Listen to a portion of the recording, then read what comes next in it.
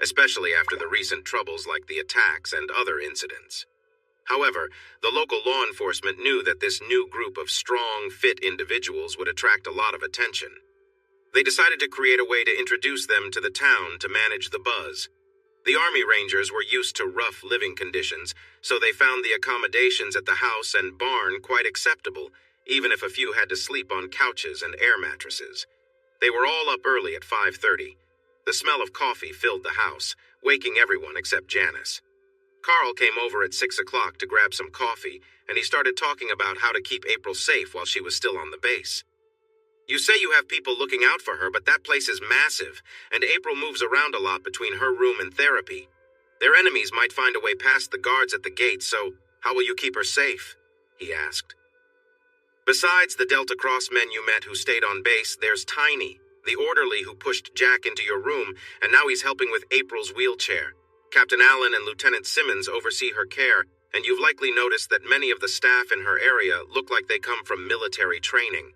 The protection of April goes far beyond Delta Cross and involves both the base commander and the provost marshal. While I can't share all the details, the bravery of Captain Marvel and Wonder Woman has earned them respect from higher-ups, so it's unlikely they will face harm on the base.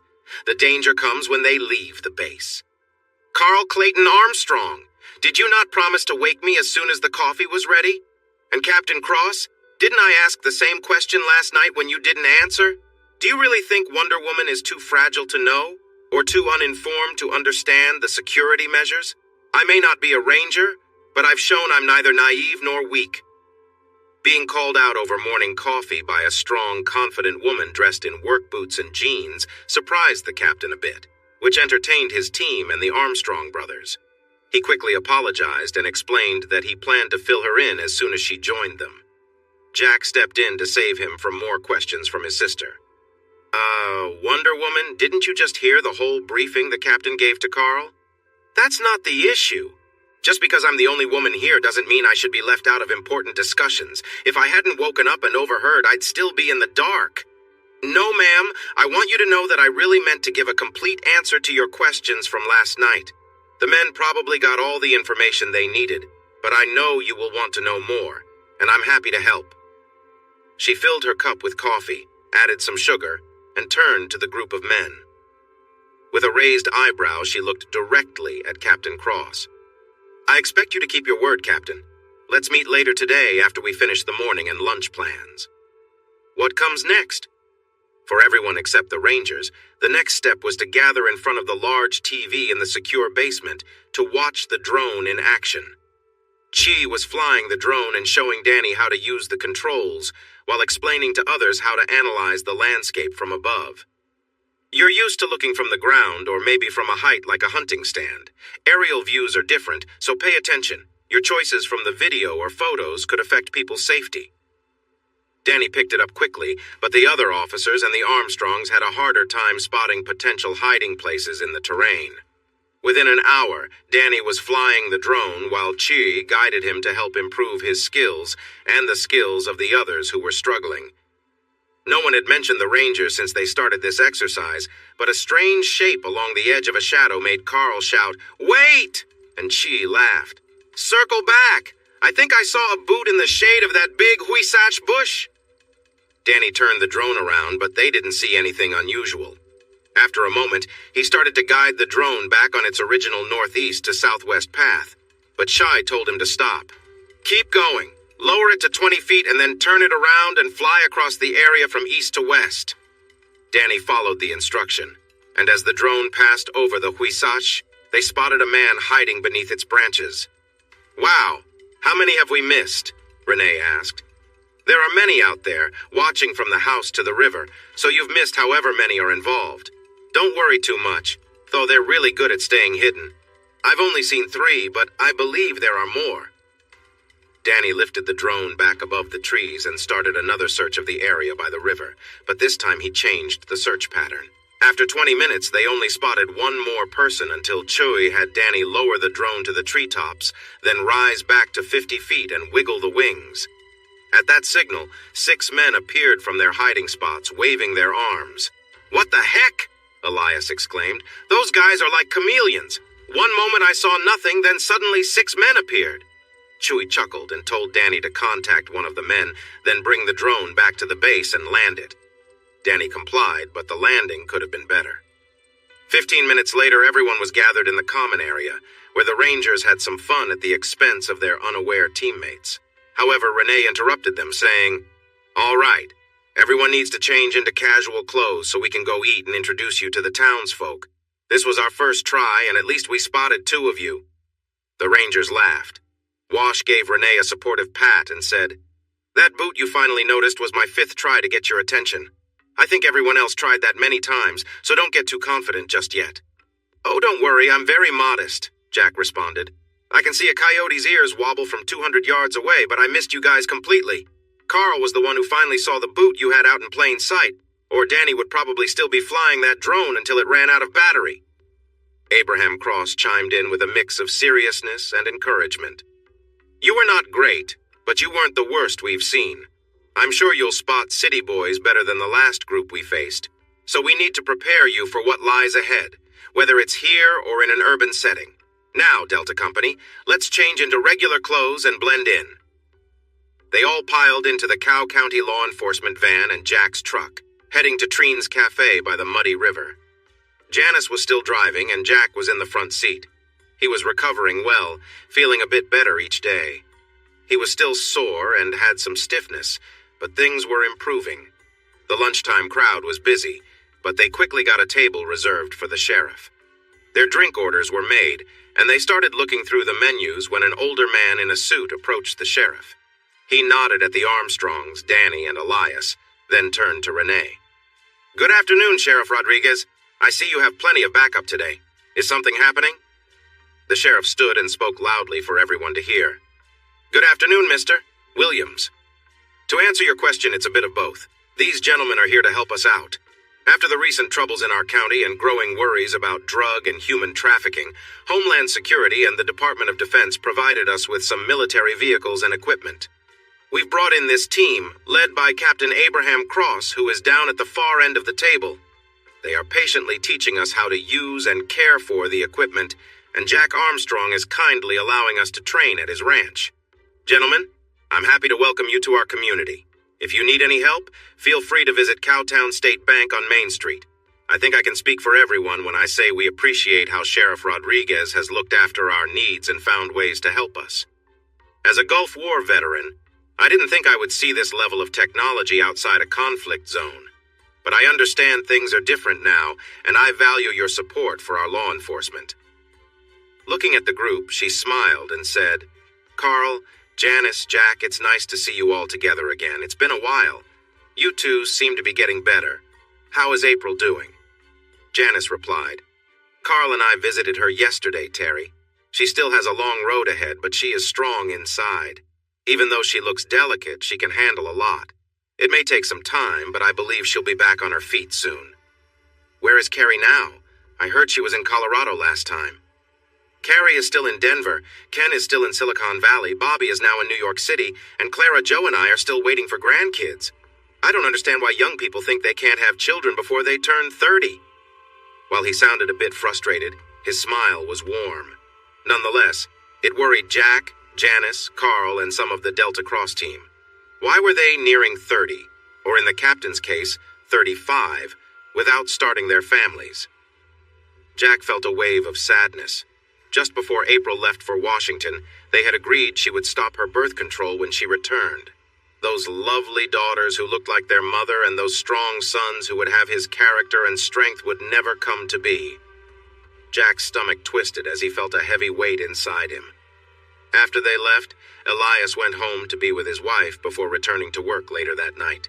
Danny went home to be with his pregnant wife and to welcome their 2 sons when they got off the school bus.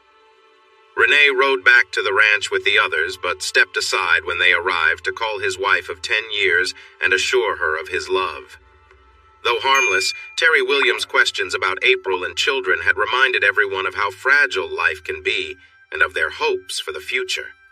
"Did you and the town banker plan that in advance?" Lieutenant Dan Wilkins asked. "It was impressive. Both of you standing together, drawing everyone's attention in the cafe, speaking loud enough for all to hear, it seemed rehearsed." No, we didn't plan it, but when I saw him sitting there and noticed that everyone was watching, I expected him to react like that. He is a wonderful man and a skilled politician. I don't mean this in a bad way. He has a unique skill for bringing people together for a cause and an even rarer ability to recognize which causes are good and which are not. He noticed us come in, saw the curious looks on the faces of the townsfolk, understood that we were at a popular cafe for a reason, and let me introduce you. Trust me, by now everyone in town knows you're here and why, and they were paying close attention. He would make a great mayor, judge, or any other elected leader, but he's happy just being the reason our school district is so well-regarded president of the Board of Trustees for 11 years. He's a treasure in this town. Everyone at the table liked him. The lunch was great, but the way the sheriff and the banker engaged the crowd assured the Delta Cross team would be accepted. Since they were helping the sheriff keep the town safe, they would be looked after, as small towns often do. Jack thought it was well done. The seriousness in Alfred's voice brought them back to the moment. "Boss Captain, we need to talk, and then we need to include everyone. Please stay here until we call for you," Alfred said, nodding toward the larger group. Jack and Abraham followed Alfred down to the basement and sat in front of the 3 monitors as instructed, looking curiously at Sue and Croc. "We accessed the King's servers last night, and we think we did it without being noticed. We'll brag about it later when we're sure, but trust me, the Pentagon has nothing on these guys. Anyway, it will take years to go through the 20 years of data we downloaded. While we were gathering information, I kept an eye out for trouble, and Croc was creating a program to search for certain names and phrases. We struck gold almost right away with April Armstrong and Janice Armstrong, but it took us a little while to sort and arrange everything in order. We're starting with April's arrival in Washington. There was a lot of cutting and mixing, so it's a bit jumpy, but just sit back and watch." Half an hour later, Jack was searching for the right words to apologize to his sister for accusing her of leading April astray. He still had serious worries about her decisions, especially why she hadn't told him right away, and her actions after they were told he had died. He was completely wrong about her part in April's situation, and he had told her that was why he could never forgive her. He knew he would have to humble himself, since he had refused to let either of them explain their sides, but he dreaded the conversation he needed to have with April. From what he had seen so far, it was clear the videos and audio Sue and Croc had taken would either prove or disprove what he thought. He was starting to doubt his earlier beliefs. Croc abruptly interrupted his thoughts. "The search for Armstrong found information we all need to hear right away. Trust me, it will make you rethink what we discussed yesterday. Time is running out, and if we show this only to you two, we will miss important time." Captain Cross headed out, called everyone back, and Jack helped arrange folding chairs in a half circle around the monitors. Once everyone was seated, Croc quickly explained what they were about to see and where it came from. People gasped at the idea of them retrieving information from protected servers in the cloud. Then they started the audio. It included snippets of video, not always in order since they were using various sources, but the message was clear. It soon became obvious. They were in serious trouble, but Janice and April were on the King's most wanted list, with rewards over $5 million if caught alive. Jack was less significant, worth only $100,000, but since he was wanted dead, that amount would still bring danger. 2 well-known mercenary groups were already in the chase for the girls. Jack had an open contract on him, meaning many people could be danger for him. The sheriff quickly called his deputies, state troopers, and border patrol officers in Cowtown.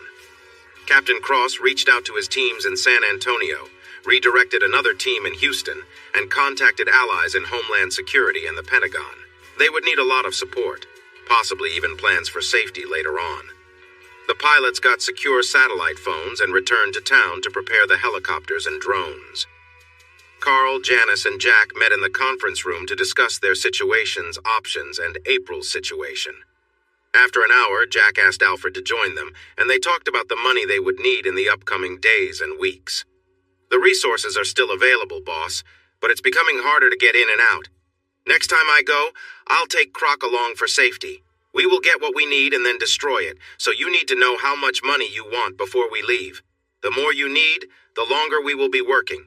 but we can probably get a few $100 million, especially since we are already in a risky position.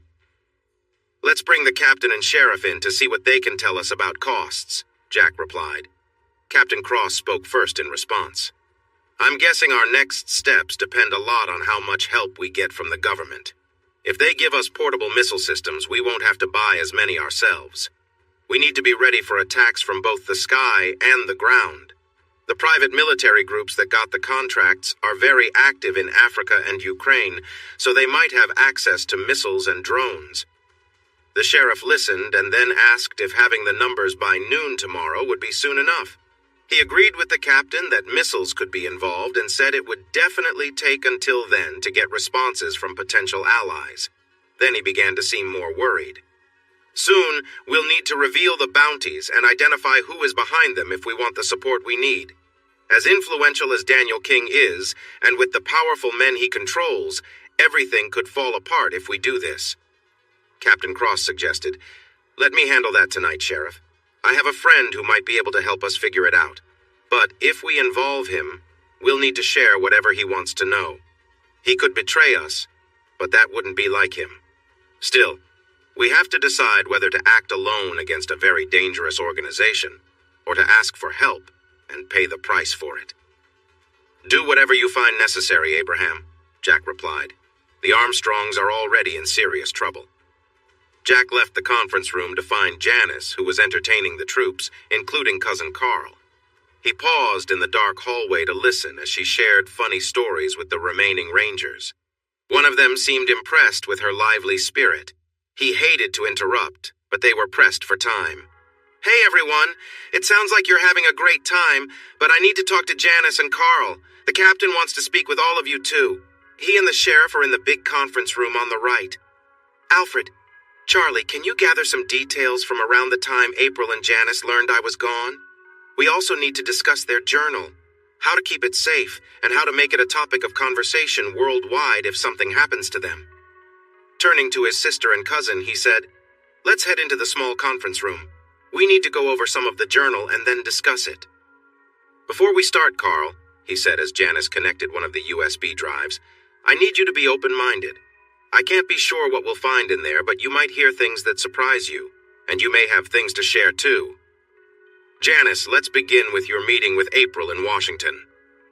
To Jack's deep regret, the things he had kept from them echoed the words he had heard from their captors just over an hour ago. Janice kept her eyes on Jack as he listened to the story about the private dinner that changed everything for April. He focused on the details leading up to the events that unfolded after that night. When the replay finished, Jack motioned for it to stop. He shared a long look with his sister and then crawled over to her chair. He took her hands, which she allowed him to hold, and began to speak.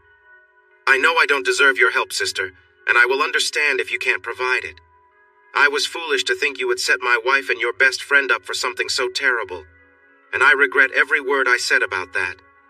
I fear that when I hear the full story I've kept myself from knowing, I'll regret even more.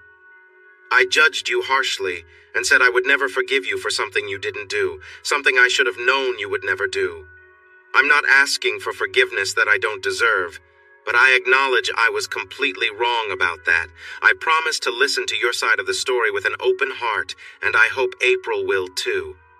Janice knelt down and hugged her brother. She kissed his head and then gently reminded him, I'm still upset about what you said to me and April. I've seen the edited videos that manipulative person used to control the women and girls involved. Alfred told me he found those clips on a senator's server. If he had let us explain and kept an open mind, maybe we could have helped him see the truth. But my brother is too stubborn for that, so here we are. Janice stood up and pulled on Jack's shoulders. Come on, get up. We don't need to dwell on this any longer. I forgave you when I saw you rescuing people from the wreckage even while you were hurt, but with April, that's different. She expected to come home to you with open arms, convinced that everything would go back to the way it was. She was even thinking about having kids right away because she didn't want to wait. I tried to caution her, but in her eyes, you were her hero, and she believed you both would have a happy ending. But just so you know, there's a reason she won't talk to you or let you see her. Sure, she has her pride, but you really hurt her, and then she got injured trying to protect you. I'm sorry to say this, but begging won't change her mind.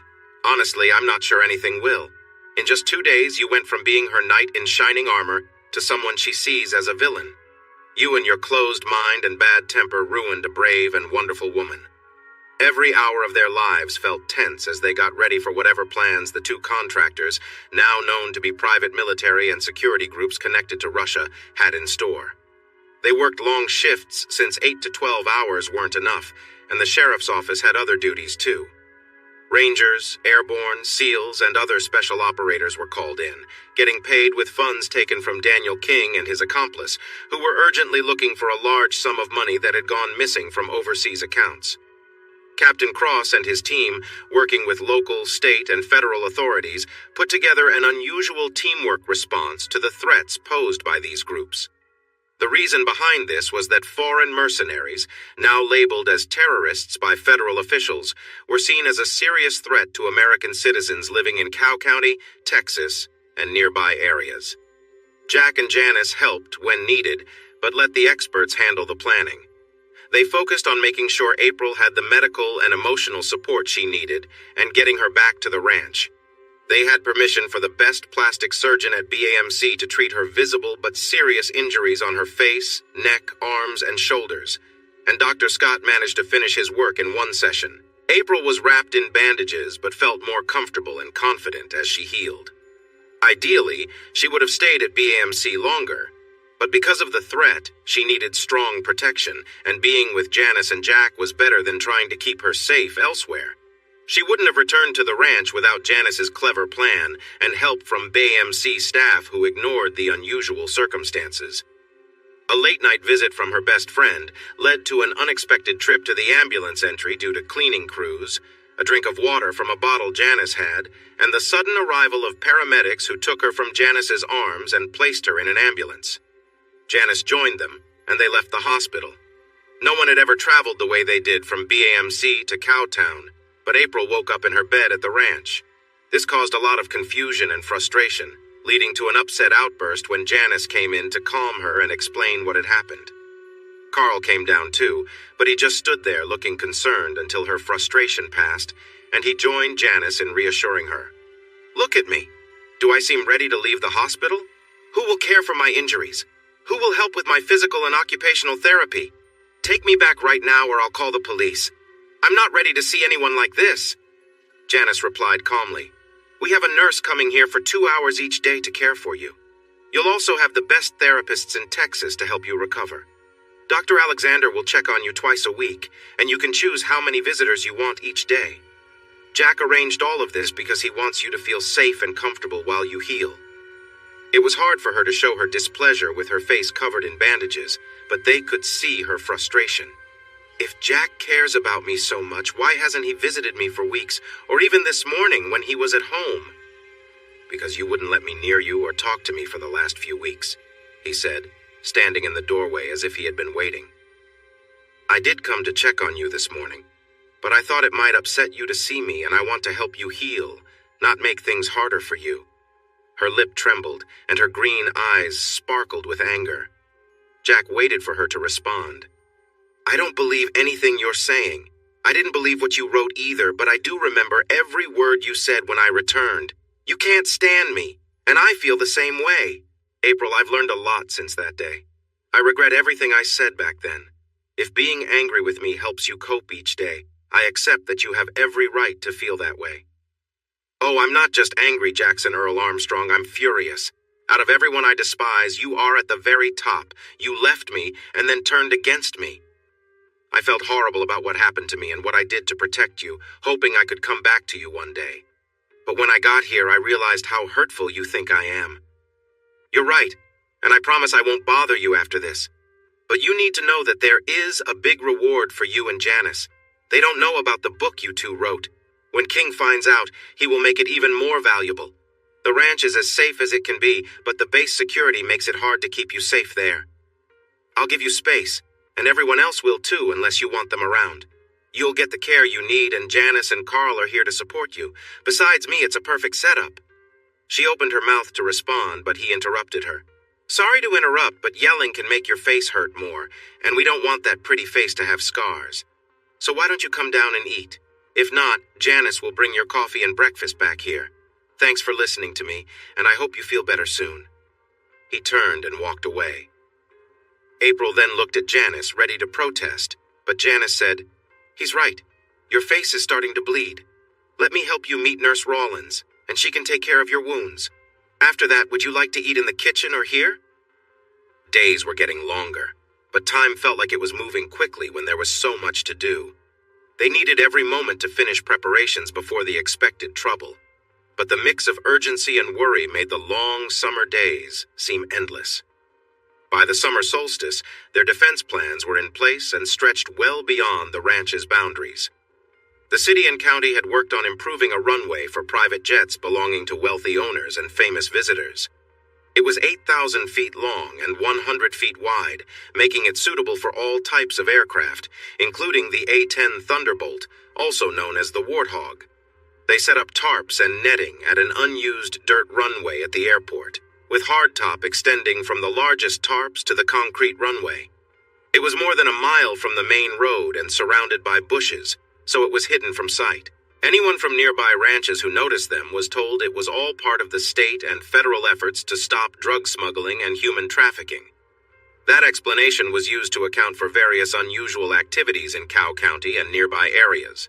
Enhanced efforts covered things like helicopters, state troopers staying in a motel, planes flying overhead at night, and trucks moving to the Armstrong Ranch late at night. The Armstrong family, local law enforcement, and federal officers were surprised that so much was being done to protect a few ordinary people. But Captain Cross was not. He told everyone with that thought the same thing. "You have it all wrong. This isn't just about a few civilians. This is about national security. Armed groups from private companies funded by an enemy nation are planning to come into our country to harm Americans. If they succeed, other countries will see the USA as weak, which may lead to more troubles.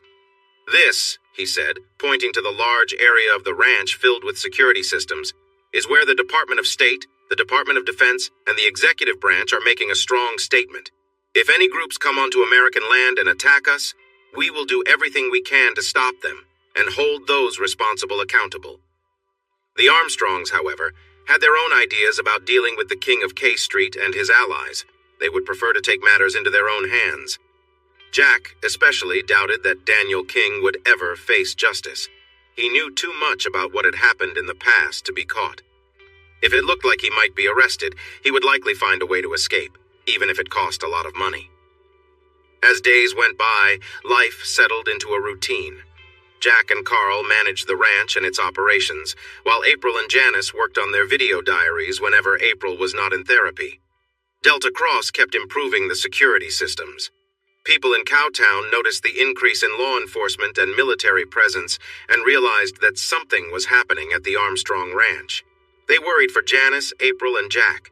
Conversations buzzed about the reasons behind this, but they agreed to be careful around outsiders. The saying their grandparents used from World War II, "Loose lips sink ships," was still in their minds, and they made plans to handle curious strangers. The sheriff, Banker Williams, and his wife might have shared some concerns with a few close friends, but the usual caution in their small town was the main reason for the extra alertness. Weeks passed. April's bandages were removed, and visitors assured her that only small marks from her injuries were left. As she improved, the focus of her therapy shifted from rehabilitation to regaining her strength and balance, allowing her to walk gracefully. Despite her progress, she kept to herself, only seen when moving between her room and other areas or going to therapy. She ate her meals at a table set up in the master suite, where she enjoyed brief talks with her server, Chita Garcia. With many people living and working on the ranch day and night, Chita, Juanita, and her sister, Scylla, Lucilla, were hired to prepare meals and manage the kitchen. There is little doubt they witnessed things they should not have, but their dedication to their job and the Armstrong family was unwavering. They remained in the car when they arrived home. 2 months after April returned to the ranch, she decided to step out from her solitude. For her first appearance, she chose to join everyone for the evening meal. She wore a lovely blue sundress, white sandals, light makeup, and had her hair tied back, which showed off her lovely neck and shoulders with no visible scars. She walked to the table with confidence, took a seat next to Janice, and smiled her charming smile that had always drawn others in. For those who may not know her, this is my best friend and sister-in-law, April Armstrong. She's also called Captain Marvel for her bravery and because she resembles Carol Danvers. Isn't she beautiful? Everyone agreed with applause. She has fully recovered and no longer needs to stay active for her health, which is amazing for someone who once faced a terrible experience defending her home. She is an American hero not only for her brave actions, but also for enduring a difficult time with some very bad people who are still out there. We appreciate your support during this time. I know you all will show her the respect she deserves. However, she may not be aware of that. So please introduce yourselves before we eat and take a moment to get to know her in the coming days. In a routine that would happen many times that week, each man introduced himself, shared what he did at the ranch, and promised to visit her soon. She thanked each man by name and welcomed the chance to chat. Knowing what to expect, Carl took everything in stride. Jack, on the other hand, looked confused from the moment she arrived until she left after dinner. He knew this version of April well. She was the woman he once loved, married, and hoped to start a family with. However, seeing her charm everyone around her without acknowledging him felt very different, especially since he thought she was still recovering. He had kept himself busy with work and preparations, sticking to his promise to give her space, but he was surprised by how she suddenly looked and acted. Once she was out of sight, he shot a glance at Janice. She just smiled, and Carl chuckled. "Is something bothering you, Jack? You barely ate." Jack turned his glare to Carl, who laughed back. As he faced his sister again, he noticed that Captain Cross, Lieutenant Dan, Wash, Red, Alfred, Croc, and Top Kick were all smiling too. "She's a beautiful woman, Jack," Lieutenant Dan remarked. "We know you're going through a divorce. Can we give it a try? I may not be in the Army, but I can tell when I'm being caught off guard, so no thanks to all of you. She says she'll never talk to me again, so go ahead and try." With that, he got up and left, his friends' loud laughter following him. He got into his truck and drove around his land, then took a ride by the river. He came back 3 hours later with a new outlook and a plan. He needed to take action. He would review the information from King's servers and the almost finished video journal.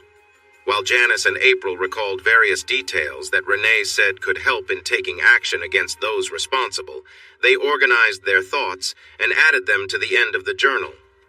This made it feel unfinished, but Jack thought it was ready. With solid facts from 2 different sources to think about, he would make a smart choice about his future with April and present it to her, whatever that might be.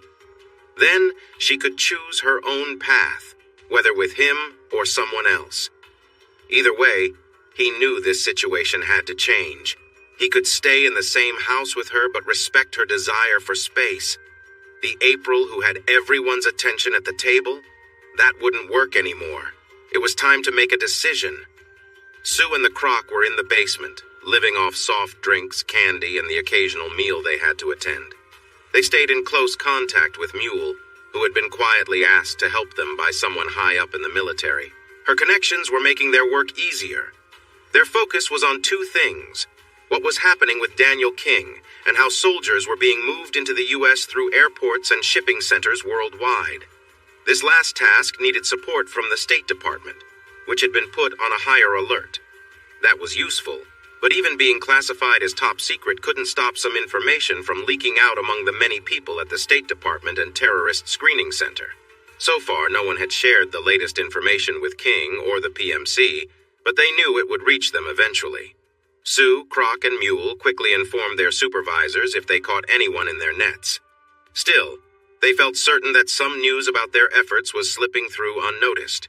They were also sure more mercenaries were coming in without being detected. Tagging the 2 PMCs as a suspected terrorist organization by the official government agencies had been quite helpful for identification and tracking. However, this action caused some trouble. Although it was meant to be kept secret, the Russian government protested the label just a few days later. They were now on a quest to find out which spies or careless workers had let that information slip. The local efforts related to Daniel King and his known associates proved to be more productive than what the Department of Justice was doing. The DOJ had obtained secret warrants for surveillance that included phone calls and messages. A select team from the DOJ had been chosen, and so far, the trio had seen no signs that King was aware of the investigation. To cover themselves, they were listed as contractors, but they operated beyond the boundaries of the warrants. The saying about the best-laid plans came to mind, affecting Jack's commitment to watch the videos and decide on his next steps. It was late July. The crops were ready to be harvested and the cattle had not been worked or moved during the spring. The market calves were too big now.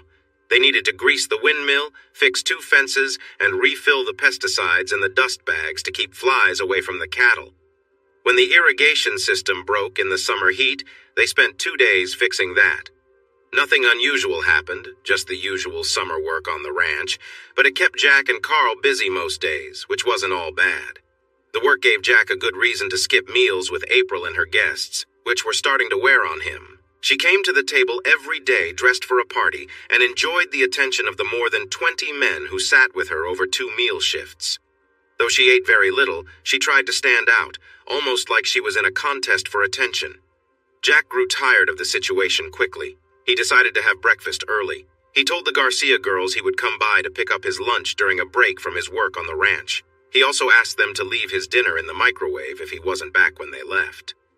He still saw his wife occasionally. She was in the gym for therapy or watching TV in the living area or chatting with his sister and some men. But as she had asked, he gave her space. Each evening, after finishing up his tasks, he met with Alfred and Charlie. However, he stayed away from the planning and organizing of their defenses. Instead, he focused on finding weaknesses in Daniel King's operation. He brainstormed ways to take action against him. Unfortunately, there were no clear weaknesses, so he had no solid plans, but he kept searching. Soon, it was time for the contract workers to harvest the corn. He and Carl prepared the stalks and leaves after the harvest.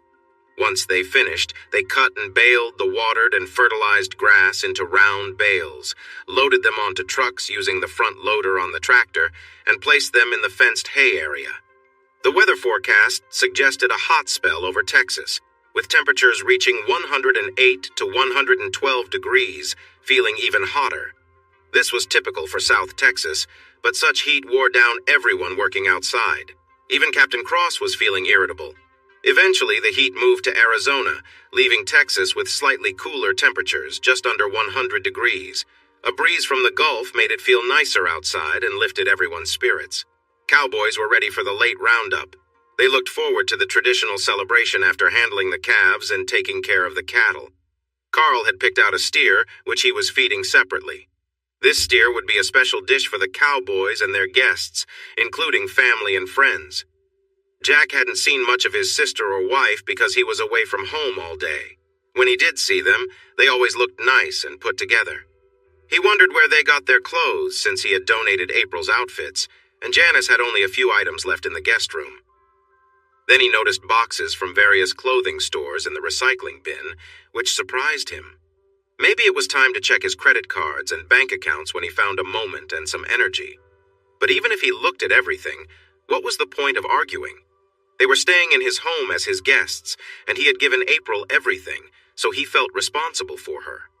And then there were his actions and words to consider. They had been rounding up the cattle all week, but some were hiding in the bushes by the river. So he joined Carl and Jose on horseback the next morning. They left just after sunrise and came back a couple of hours after lunch with a small group of lost cows. The men were sweaty, dirty, and tired. Wearing boots, leather chaps, and hats in the hot July weather was not a choice, but a necessity. Even then, the thorny bushes would snag at them and cause some cuts. The mix of military and law enforcement officers on duty watched with interest as the tired, dusty cowboys drove the noisy herd into the empty pen, closed the gate, and dismounted. They took off the saddles and blankets from their sweating horses, washed them, and let them roam in the pen with food and water. With no one around, the 3 men took off their jackets, chaps, and hats, hanging them on a fence to dry in the sun. They then climbed a ladder into a large open tank to enjoy a few minutes in the cool water. Since they were speaking Spanish, not many understood them, but it seemed like they were having a good time. After they finished, they climbed out and walked barefoot toward their rooms, washing their feet in the grass before entering. Jack felt completely worn out, but also awake and happy. It had been a long time since he worked on horseback, and it felt great. His lean, sun-kissed look did not go unnoticed by those watching, including his estranged wife, who was at a nearby window. She should have guessed he would go to shower in the guest bedroom, but she hesitated for a moment, thinking about what she saw and how it made her feel. Surprised when the door opened and he walked in wearing only his wet underwear, she gasped and covered her mouth, staring in disbelief. Jack seemed unfazed and met her gaze without looking away, recognizing her look went beyond surprise. "Well, fancy seeing you here, April. Need help with my shower?" She stayed frozen, hand over her mouth, but her eyes moved quickly over him before returning to his face. He took a moment to look her over too, more slowly and obviously. She looked fit and healthy in her light exercise shorts and tank top. She had been working out several times a day as part of a plan from her therapists to help her get stronger and more flexible. Her facial scars were barely noticeable under her tan, even though she had no makeup on, and her hair was pulled back in a messy ponytail. If he didn't know any better, he might have thought she looked just like the sweet girl next door or someone he cared about deeply. But he did know, yet he still felt that familiar sense of connection. Jack stood in front of the door that April wanted to pass through. "Please let me out," she said, her voice showing some worry as she took a small step towards him. He smiled and moved slightly to the side, giving her enough space to slip by, then waved toward the open area. She turned sideways to pass him, but he put his hand on the doorframe and said with a grin, "Since I don't see you much and you don't talk to me when I do, let me take this chance to remind you about the roundup on Friday and the party that night. Carl and Jose are preparing the food, and Cheetah and Scylla are handling everything else, but we'd love your help, as well as Janice's, during the roundup and while setting up in the shed. I know you remember how we used to do it, and it would be great if you two could keep the cowboys refreshed and fed during the day. The captain has agreed to send some men to help load the pickup and set up the shed for the meal and dancing. I told him to talk to you about it. If you'd rather not, I can get some of the cowboy wives involved, and I'll ask Berta to lead it."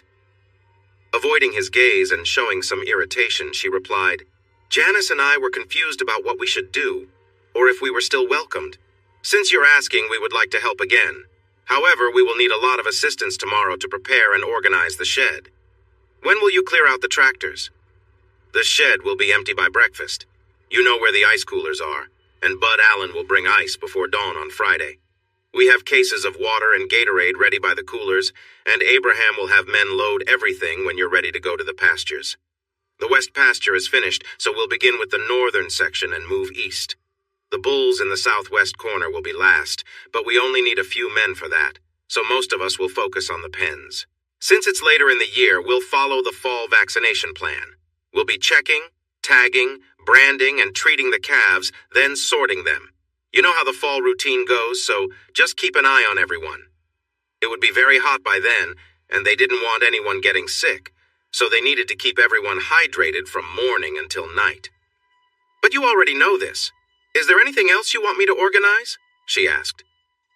Not for the main event, but what about the party? Do you have everything you need? He replied. As I said, Carl and Jose will be cooking the calf overnight. Scylla and Cheetah are in charge of the rest of the food and drinks. The kegs will arrive around 5. Can you get some of the Delta guys to help with chilling the soft drinks and juice for the kids, set up the big fans, and anything else you need?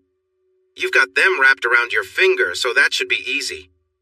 She noticed a hint of jealousy in his tone, which made her look up. She saw the smile lines around his eyes and the playful twist of his mouth. It was hard to tell if he was jealous or just teasing her. She firmly pushed his hand aside and said, "Don't worry, we'll handle our part. We didn't forget everything while we were away." She walked past him and he thought, "No, just your upbringing and promises." This made him feel guilty for not keeping up with the videos and audio like he promised. Maybe he was wrong about that. After all, the intention behind an action matters. Shooting an AR-15 on a target range or to protect your home may involve similar actions, but your intention decides if those actions are good, necessary, or harmful.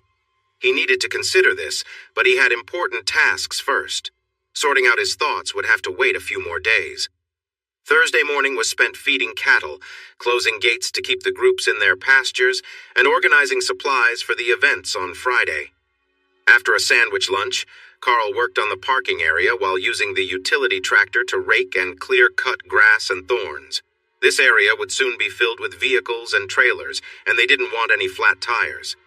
Janice and April were busy moving around, usually with 2 or more Delta Crossmen, always including Lieutenant Dan and often Josh Abbott. Carl went to talk with them while Jack was working, but they never approached Jack. He picked up the grass piles with the front loader and moved them to a spot where they would burn them when it was safe to do so. The veterinarian stopped by with medications, syringes, and needles, so Jose and Bud Allen organized them in the barn refrigerator. They also needed to prepare the ear tags and applicators, branding tools, and make sure everything was ready for the animals. Tomorrow might not be a good day if we forget anything important or if things go wrong. Janice and April were waiting for Jack and Clay when they came in for a late dinner. "We let the Garcia girls go a bit early since they have to be here by 5:30 in the morning," Janice said. "But we saved you each a plate. I'll warm them up now and we can chat about tomorrow while you eat. What would you like to drink?" Carl smiled. "An ice-cold beer, please. I need to wash out all this dirt before I can even eat. Digging with the backhoe in the wind and helping Jose with the fire has made me really thirsty." "Yeah, I'll have a beer too, thanks," Jack said.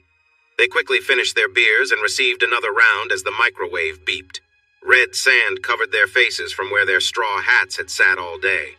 Their hair was damp and wavy, and their clothes had stains from sweating. The bandanas around their necks were still wet, and they didn't smell very nice. Janice chuckled and took April's arm. "Let's sit over here as far away from the smell as we can while still being able to talk. These boys really should have gone for a swim before coming inside." April laughed as she sat down, seemingly lost in thought. "Yeah, I almost forgot about that. There's nothing quite like the smell of diesel, dust, and sweat to remind you of seeing your husband after a long day's work." Jack paused mid-bite to look at her, noticing the surprised look on his sister's face just before the meaning of her words hit April. She blushed under her tan, and Carl jumped in to lighten the mood. "You two didn't exactly smell like flowers when I talked to you in the barn, either. How many baths did it take for you to get clean? I'm going to need at least one more than that, and Jack probably needs 2. He really needs a wash. I can barely eat sitting this close to him." His casual way of speaking helped ease April's embarrassment, and she took the chance to fire back. "You aren't smelling like a flower garden either. I'm not sure whose smell is worse." "All right, enough of that. What did you want to discuss?" Jack asked, chuckling slightly. "Timing and specific plans," Janice replied. "Don't forget we've been away for a while, and this is the first time we're mixing the spring and fall roundups. When will the workers arrive, and when do you think you'll be in the north section and the east pastures? Who will be helping? We need to know the same for the working pens. If we're expected to have snacks and drinks ready, we need a head count and timeline." Carl answered casually. "We leave at first light around 6 a.m. Not everyone will be present by then, but once everyone is ready, we should have 13 cowboys and 2 cowgirls, which adds up to 17, a good number for now until we get a final count. There are some skilled hands among us, but it's tough to say when we'll have the northern area cleared. Maybe in 3 to 4 hours. The eastern sections are less overgrown and those cows are older, but we won't have as many people working there, so maybe another 2 to 3 hours for both areas. I'll stay with the roundup until all the cattle are gathered, including the bulls, but Jack and half the crew will head to the pens with the first group. Dr. Huff is expected to help check the animals and see what they need. With 11 vaccines to give, ears to tag, and branding to do, it's going to be busy and dusty, so plan to come back now and then." "What about lunch?" April asked. "Same as always, something you can eat on horseback or between the cattle pens?" The 2 men nodded, and Carl stood up from the table. "Sounds good. I'm exhausted, and morning is almost here. Unless you have questions for me, I'm heading to shower and bed. No? Okay, then sleep well and don't let the bugs bite see you early in the morning." "Yeah, I need to shower for about an hour too. Anything else, ladies?" "Yes. Please be patient with us tomorrow and be ready to help answer any questions we have, April replied. Like Janice said, it's been a while since we've done this. I know, it will be fine, and thank you for taking this on. You'll be the most popular people here tomorrow, and you might want to check with the guys hiding under the camo netting. They have their own supplies, but two friendly faces offering cold drinks will be a nice surprise. Park a little ways off and ask. You don't want to reveal their spots by driving right up to them, but I'm sure they'll appreciate the drinks and snacks. Good night, and thanks again. Jack walked toward his bedroom but turned to the basement when he reached the door. Everything all right? Are we still on for tomorrow? Captain Cross gave him a thumbs up and said, I'm looking forward to this. A city guy like me joining a cattle roundup. My friends will be so jealous. We'll see how excited you are tomorrow when we're up to our knees in brush and thorns, trying to guide stubborn cows and unruly calves toward the pens. You'll look and smell as rough as I do now, so get some good rest. See you at 4:45. Time to get moving. Sue and the Croc were in the basement, living on snacks and the meals they had to join for. They kept in close contact with Mule, who had been quietly assigned to assist them by someone high up in the military, making their efforts even better. Efforts focused on 1. Events involving Daniel King, and 2. The careful movement of private military company PMC soldiers into the U.S. through airports and shipping centers worldwide. To help with this, the State Department was on high alert. While this was useful, being labeled top secret did not stop some information from leaking among the many workers at the State Department and the Terrorist Screening Center. So far, it seemed this information had not reached King or the PMC, but they knew it would eventually. Sue, Croc, and Mule quickly informed their supervisors if they caught someone, but they sensed some details about the operation were slipping through. They also believed that more soldiers were entering than were being caught. A key part of identifying and tracking these soldiers was labeling the two PMCs as suspected terrorist organizations by certain government agencies. However, this designation caused a stir when the Russian government protested it just days later. Now, there was a search for the people responsible for the leak. The events involving Daniel King and his known associates yielded better results locally than at the Department of Justice, DOJ, which had received secret permits for surveillance, including monitoring phone calls. A special team from the DOJ was assigned to this, and so far, the trio had not seen any signs that King had been warned. To stay safe, they were registered as contractors, but they often went beyond the limits of their permits. The saying, "The best laid plans of mice and men often go astray," came to mind as Jack tried to decide the best way to watch and analyze the videos.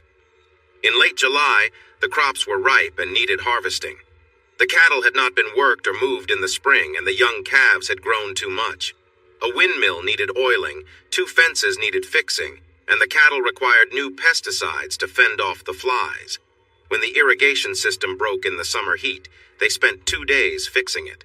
Nothing unusual occurred, just the routine work of the ranch, but it kept Jack and Carl busy most of the day, which was not entirely bad.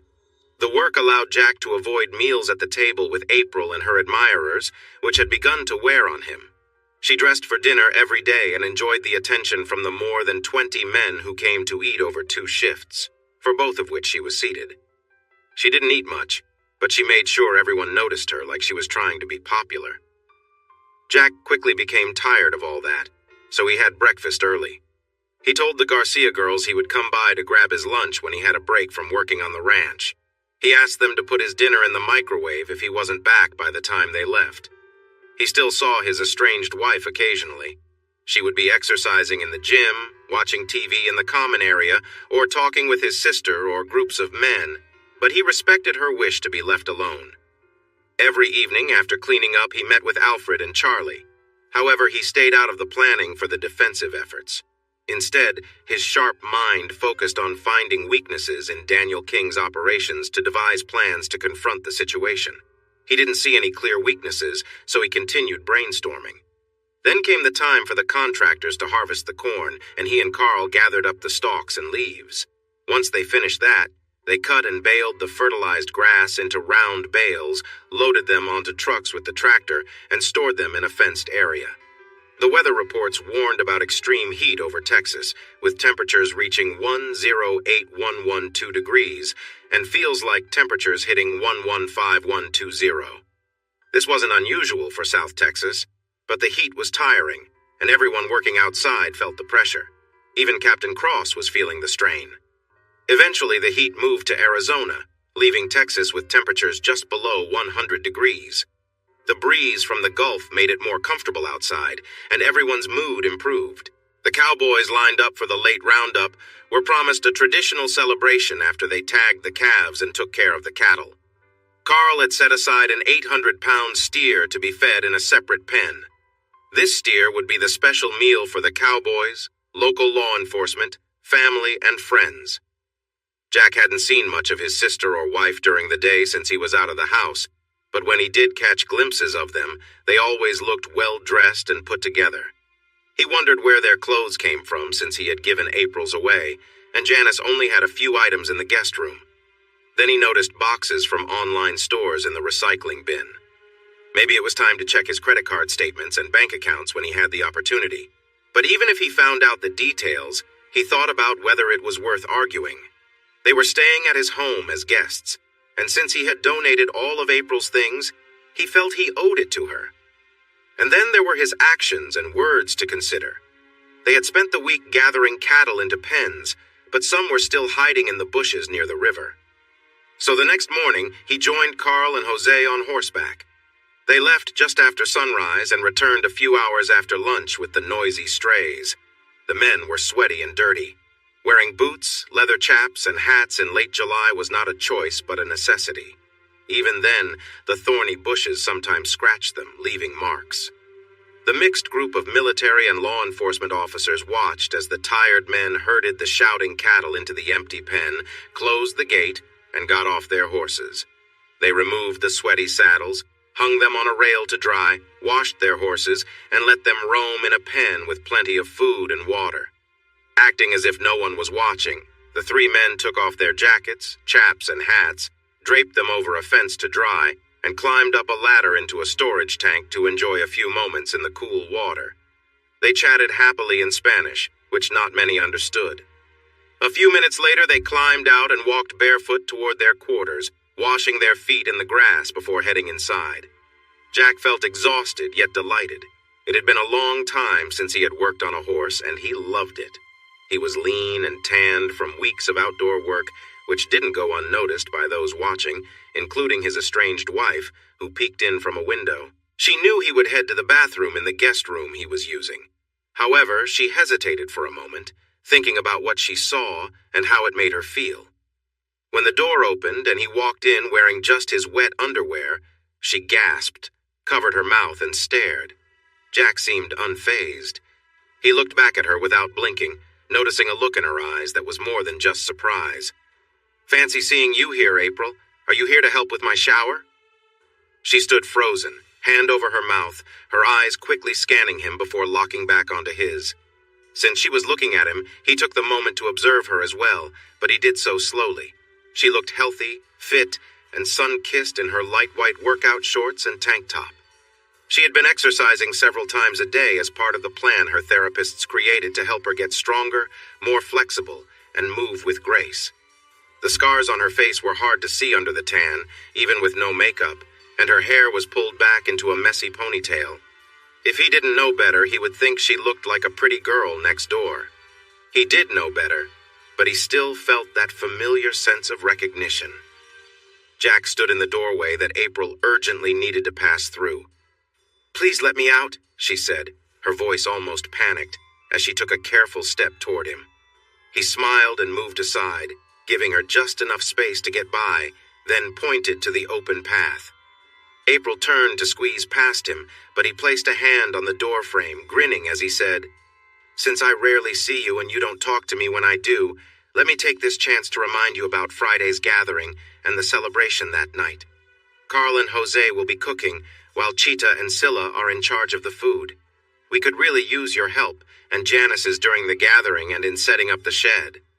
I know you remember how we did it before, and it would be great if you two could help keep everyone refreshed and fed until we're done. The captain is sending men to help with loading the truck and preparing the shed for the meal and dancing, so I told him to talk to you. If you don't want to help, that's fine. I can ask some of the cowboys' wives to step in and get Berta to lead it."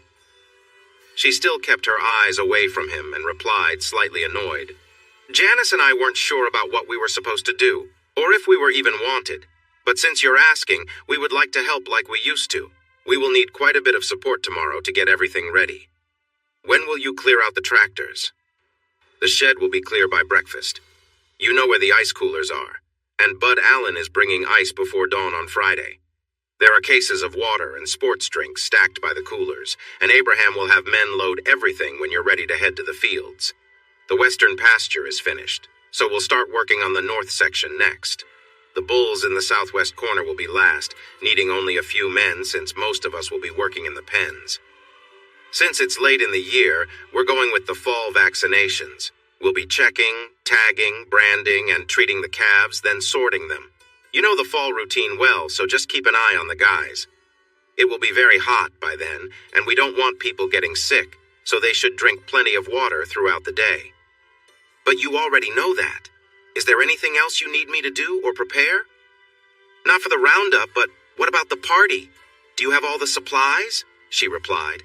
"As I said, Carl and Jose will be cooking the calf overnight.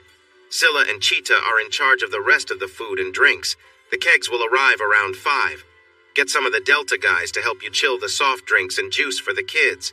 Set up the big fans and anything else you need. You've got everyone supporting you already, so that should be easy." She noticed a hint of jealousy in his words. Looking up, she saw the smile around his eyes and the playful look on his face.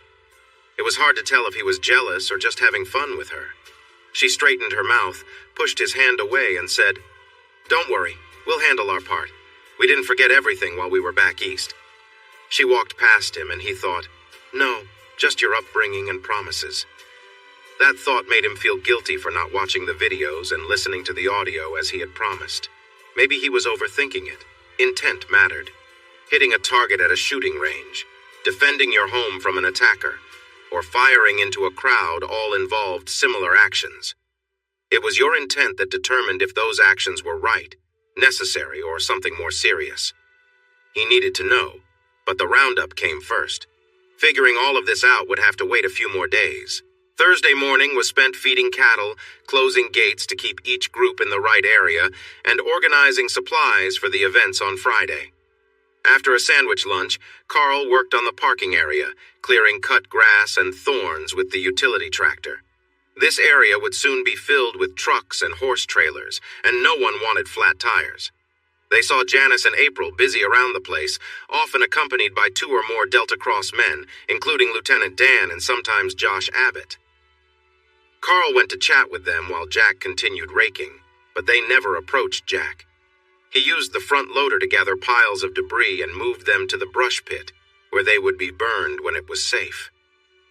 The vet stopped by with supplies, so Jose and Bud Allen were organizing the medications, syringes, and needles in the barn refrigerator.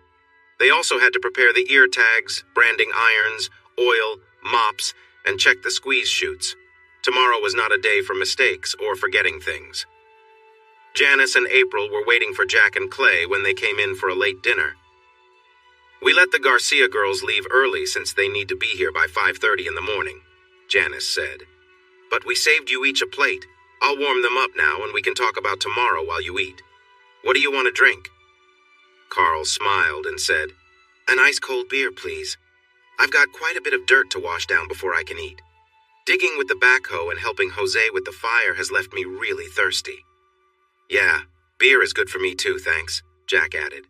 They quickly drank their cold beers and were offered another one just as the microwave beeped. Red dust covered their faces from under their straw hats. Their hair was wet and wavy, their shirts and jeans were stained from sweat, and their bandanas were still damp. They definitely had an odor of the long day's work. Janice giggled and took April's arm. "Let's sit over here, away from the smell, so we can still talk. These boys needed a swim before coming in." April laughed as she sat down, almost lost in thought. "Yeah, I forgot about that. Nothing like the smell of hard work when you see your husband after a long day." Jack paused to look at her, noticing how his sister seemed surprised by her own words. April flushed a bit, and Carl chimed in to ease the moment. You both didn't smell like flowers when I saw you in the barn either. How many washes did it take to get clean?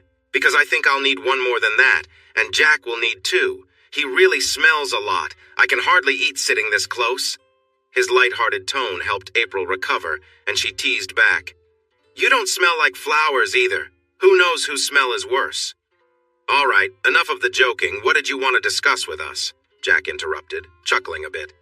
Timing and plans, Janice replied. You may have forgotten, but we haven't been around for a while, and this is the first time we're combining the spring and fall roundups. When will the workers arrive? When do you plan to be in the north and east pastures? And who will be there? The same goes for the working pens. If we're expected to have drinks and snacks ready, we need a rough head count and timeline. Carl replied casually. We leave at first light, around 6 a.m.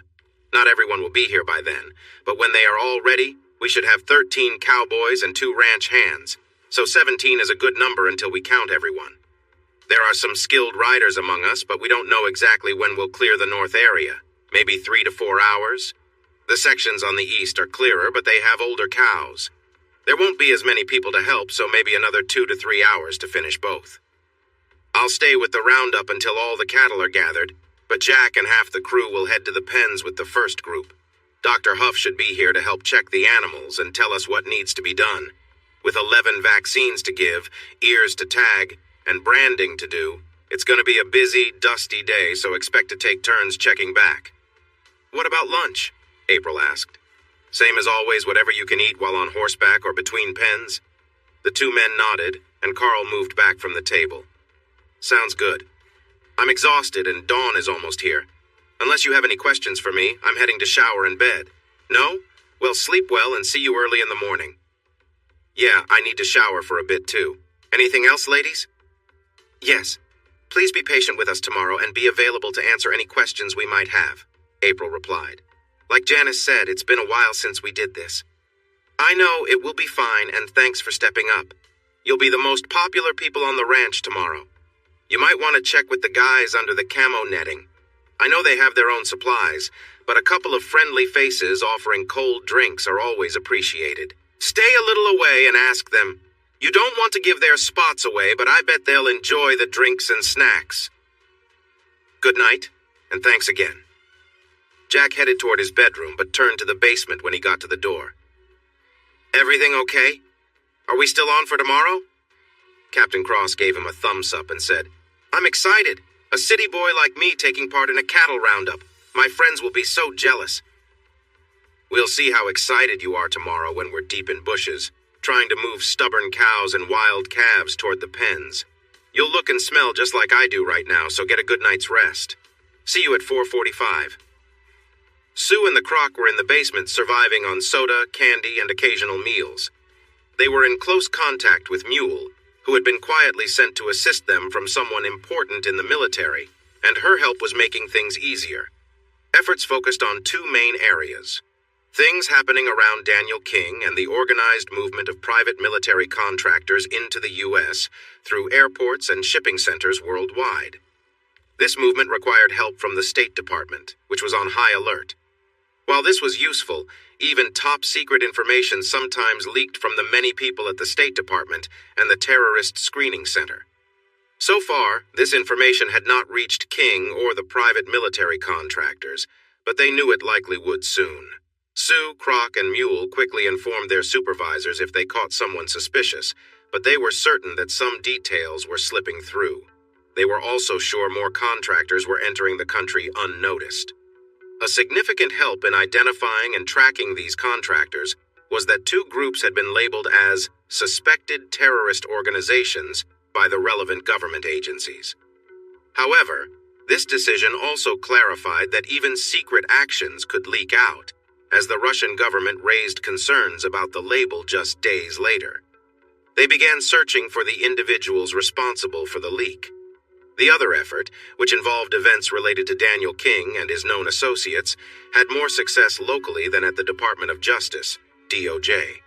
The DOJ had received secret orders for surveillance, including monitoring phone calls and messages.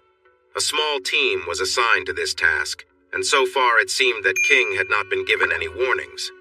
To protect themselves, the trio was classified as contractors, but they often worked outside the limits of their orders.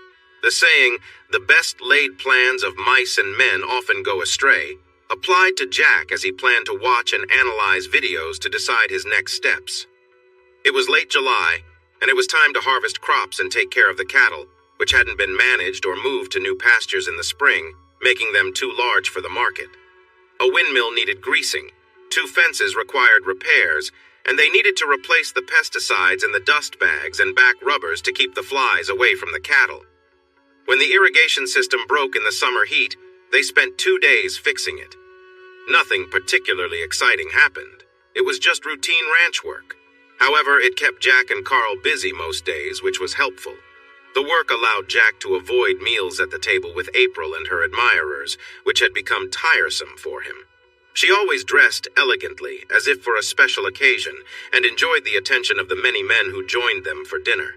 Though she ate very little, she made sure everyone noticed her, almost as if she was trying to be popular. Jack quickly got fed up with the scene, so he ate breakfast early.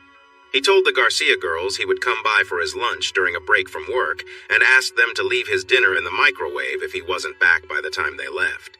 He still saw his estranged wife occasionally, whether she was in the gym working out, watching TV in the common area, or talking to his sister or groups of men. But as she had insisted, he let her have her space. Every evening after finishing his chores, he met with Alfred and Charlie, but he stayed out of the planning for defense strategies. Instead, his sharp mind looked for weaknesses in Daniel King's organization, trying to come up with plans to confront the threat. There were no clear weaknesses, so he struggled to find a solid plan, but he remained determined. Then it was time for the contract workers to harvest the corn, while he and Carl took care of the stalks and leaves. After that, they cut and baled the irrigated coastal Bermuda grass into round bales, loaded them onto trucks with the tractor, and stored them securely in the hay pen. The weathermen warned that a heat wave was settling over Texas, and the forecast showed no sign of it leaving. Temperatures were expected to hit between 108 and 112 degrees, with it feeling even hotter outside. While this was typical in South Texas, it still wore people down, making everyone who worked outdoors feel uneasy. Even Captain Cross was in a bad mood. Finally, the heat moved to Arizona, bringing Texas back to nearly 100-degree temperatures, with a breeze from the Gulf making it feel a bit better and lifting spirits. Cowboys were gathered for the late roundup, eager for the traditional celebration after branding the calves and taking care of the cattle. Carl had prepared an 800-pound steer to feed separately. This would be the main dish for the cowboys, their guests from the law enforcement, family, and friends. Jack didn't spend much time with his sister and wife since he was out all day, but they always looked nice when he saw them. He was puzzled about where their clothes came from because he had given away April's clothes, and Janice had only a few items in the guest room. Then he noticed boxes from various online clothing stores in the recycling bin. Maybe it was time to check his credit cards and bank accounts when he had a moment to spare. But even if he bought more clothes, what would be the point of arguing? They were living in his home as guests, and he had given April's things away, so he felt he needed to support her. And then there were his actions and words to consider. They had been gathering the cattle into pens all week, but some were still hiding in the bushes near the river. So, he joined Carl and Jose on horseback the next morning. They left just after sunrise and returned a few hours after lunch with the small herd of wandering cattle. The men were sweaty, dirty, and a bit scraped up. Wearing boots, leather pants, jackets, and hats in late July was necessary because the thorny bushes could easily snag them and cause discomfort. The mix of military and law enforcement officers on duty were impressed by the worn, tired cowboys who drove the noisy herd into the pen, closed the gate, and got off their horses. They took off the saddles from the tired horses, laid the blankets and saddles on a wooden railing to dry, brushed the horses, and let them loose in the pen with plenty of feed and water. As if no one was watching, the 2 men and the young cowboy removed their heavy clothes and hung them over the fence to dry in the sun. They climbed a ladder into the open-top water tank to cool off for a few moments. They spoke in Spanish, so not many understood them, but their tone sounded happy. After a few minutes, they got out and, still in their light clothing, walked barefoot toward their rooms, washing their feet in the grass before going inside. Jack felt tired but strangely excited. It had been too long since he had worked on horseback, and it felt good.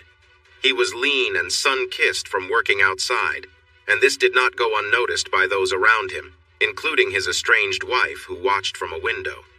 She should have guessed he would head to the bathroom to shower and change, since it was in the guest bedroom he was using. However, she hesitated for a bit, thinking about what she saw and how it made her feel. When the door opened and her estranged husband stepped in wearing only his wet shorts, she exclaimed in surprise, covering her mouth with her hand and staring. Jack seemed unfazed. He met her gaze steadily and recognized that her expression was more than just surprise. "What a surprise to see you here, April. Are you here to help with my shower?" She stood frozen, hand over her mouth, her eyes darting over him before returning to his. He took a moment to look at her, too, but in a more deliberate manner. She looked healthy and fit in her white exercise shorts and tank top. After all, she was working out several times a day as part of her therapist's plan to help her get stronger and more flexible. Her facial scars were barely noticeable under her tan, even without makeup. Her hair was pulled back into a messy ponytail. If he didn't know better, he would have thought she looked like his pretty young girlfriend. But he did know better, yet he still felt that familiar sense of recognition. Jack was standing in front of the door that April urgently needed to get through. "Please let me out," she said, her voice sounding a bit frantic as she stepped closer to him. He smiled and moved to the side, giving her enough space to pass. He then gestured for her to go ahead. As she tried to step by him, he placed his hand on the doorframe and grinned. "Since I rarely see you, and you don't talk to me when I do, let me take this chance to remind you about Friday's gathering and the party that night. Carl and Jose are cooking, while Cheetah and Scylla are managing the food. We could really use your help and Janice's during the gathering and with setting up in the shed. I know you remember how we did things before, and it would be great if you both could help keep everyone fed and hydrated until we're done."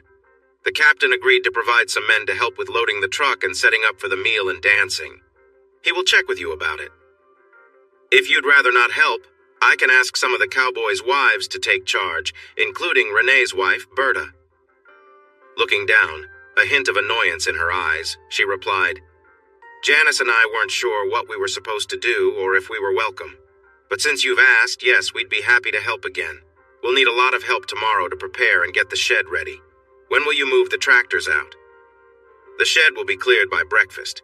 You know where the ice chests are, and Bud Allen will bring ice before dawn on Friday. There are cases of water and Gatorade by the ice chests. Abraham will have men ready to load everything when you're set to head to the pastures. The West River pasture is done, so we'll start on the northern section and move east. The bulls on the southwest corner will be last, but we'll only need a few men for that. Most of us will be working the pens. Since it's late in the year, we'll follow the fall vaccination schedule. We will be examining, tagging, branding, and caring for the calves, then sorting them. You know how it goes in the fall, so just keep an eye on everyone. It would be really hot by then, and we don't want anyone getting sick, so let's make sure they have something to drink all day long." "But you already know that. Is there anything else you need me to do or prepare?" she replied. "Not for the roundup, but what about the party? Do you have everything you need?" he asked. "Like I said, Carl and Jose will be cooking the calf overnight. Scylla and Cheetah are in charge of the rest of the food and tea, and the kegs will arrive around 5. Can you get some of the Delta guys to help chill the soft drinks and juice for the kids? Set up the big fans and whatever else you need," she explained. "You've got them eager to help you, so I'm sure it won't be a problem." She caught a hint of jealousy in his voice, which made her look up. She noticed the smile lines around his eyes and his teasing grin, but she wasn't sure if he was jealous or just having fun at her expense. She pushed his hand away and said, "Don't worry, we'll handle our part. We didn't forget everything while we were back east." She strode past him and he thought, "No, just your upbringing and promises." That thought made him feel guilty for not watching the videos and listening to the audio like he had promised. Maybe he was wrong about that. After all, intent matters. Firing a weapon at a target on a range or in defense of home and family is different from doing it in a crowd. It's the intent behind the action that determines if it's right, wrong, or somewhere in between. He had to figure that out, but he had the roundup to focus on first. Understanding it all would have to wait a few more days. Thursday morning was spent feeding cattle, shutting gates to keep each group in its own area, and organizing supplies for the Friday events. After a simple lunch, Carl worked on the parking area, using a tractor to clear away cut grass and thorns. Tomorrow, that area would be filled with trucks and trailers, and they needed to avoid flat tires. They noticed Janice and April busy running around, usually with a couple of the Delta Crossmen, often including Lieutenant Dan and sometimes Josh Abbott. Carl went over to chat with them while Jack was working, but they didn't look for Jack. He continued picking up piles with the front loader and moving them to the brush pit, waiting for rain to make it safe to burn. The vet stopped by with the supplies, and Jose and Bud Allen were busy organizing them in the barn refrigerator. They needed to prepare the ear tags, branding tools, and check the squeeze chutes, making sure everything was ready for the next day. Tomorrow would be a tough day if anything important was overlooked or went wrong. Janice and April were waiting when Jack and Clay came in for a late dinner. "We let the Garcia girls leave early since they need to be here by 5:30 in the morning," Janice said. "But we saved you each a plate. I'll warm them up now and we can chat about tomorrow while you eat. What do you want to drink?" Carl smiled. "An ice-cold Lone Star, please. I really need to wash out all this dirt before I can eat. Digging the pit, working in the wind, and helping Jose build the fire has left me thirsty." "Yeah, I'll have a beer too, thanks," Jack added. They quickly finished their first drinks and got another round before the microwave beeped. Red sand covered their faces where their hats had been all day. Their hair was damp and wavy.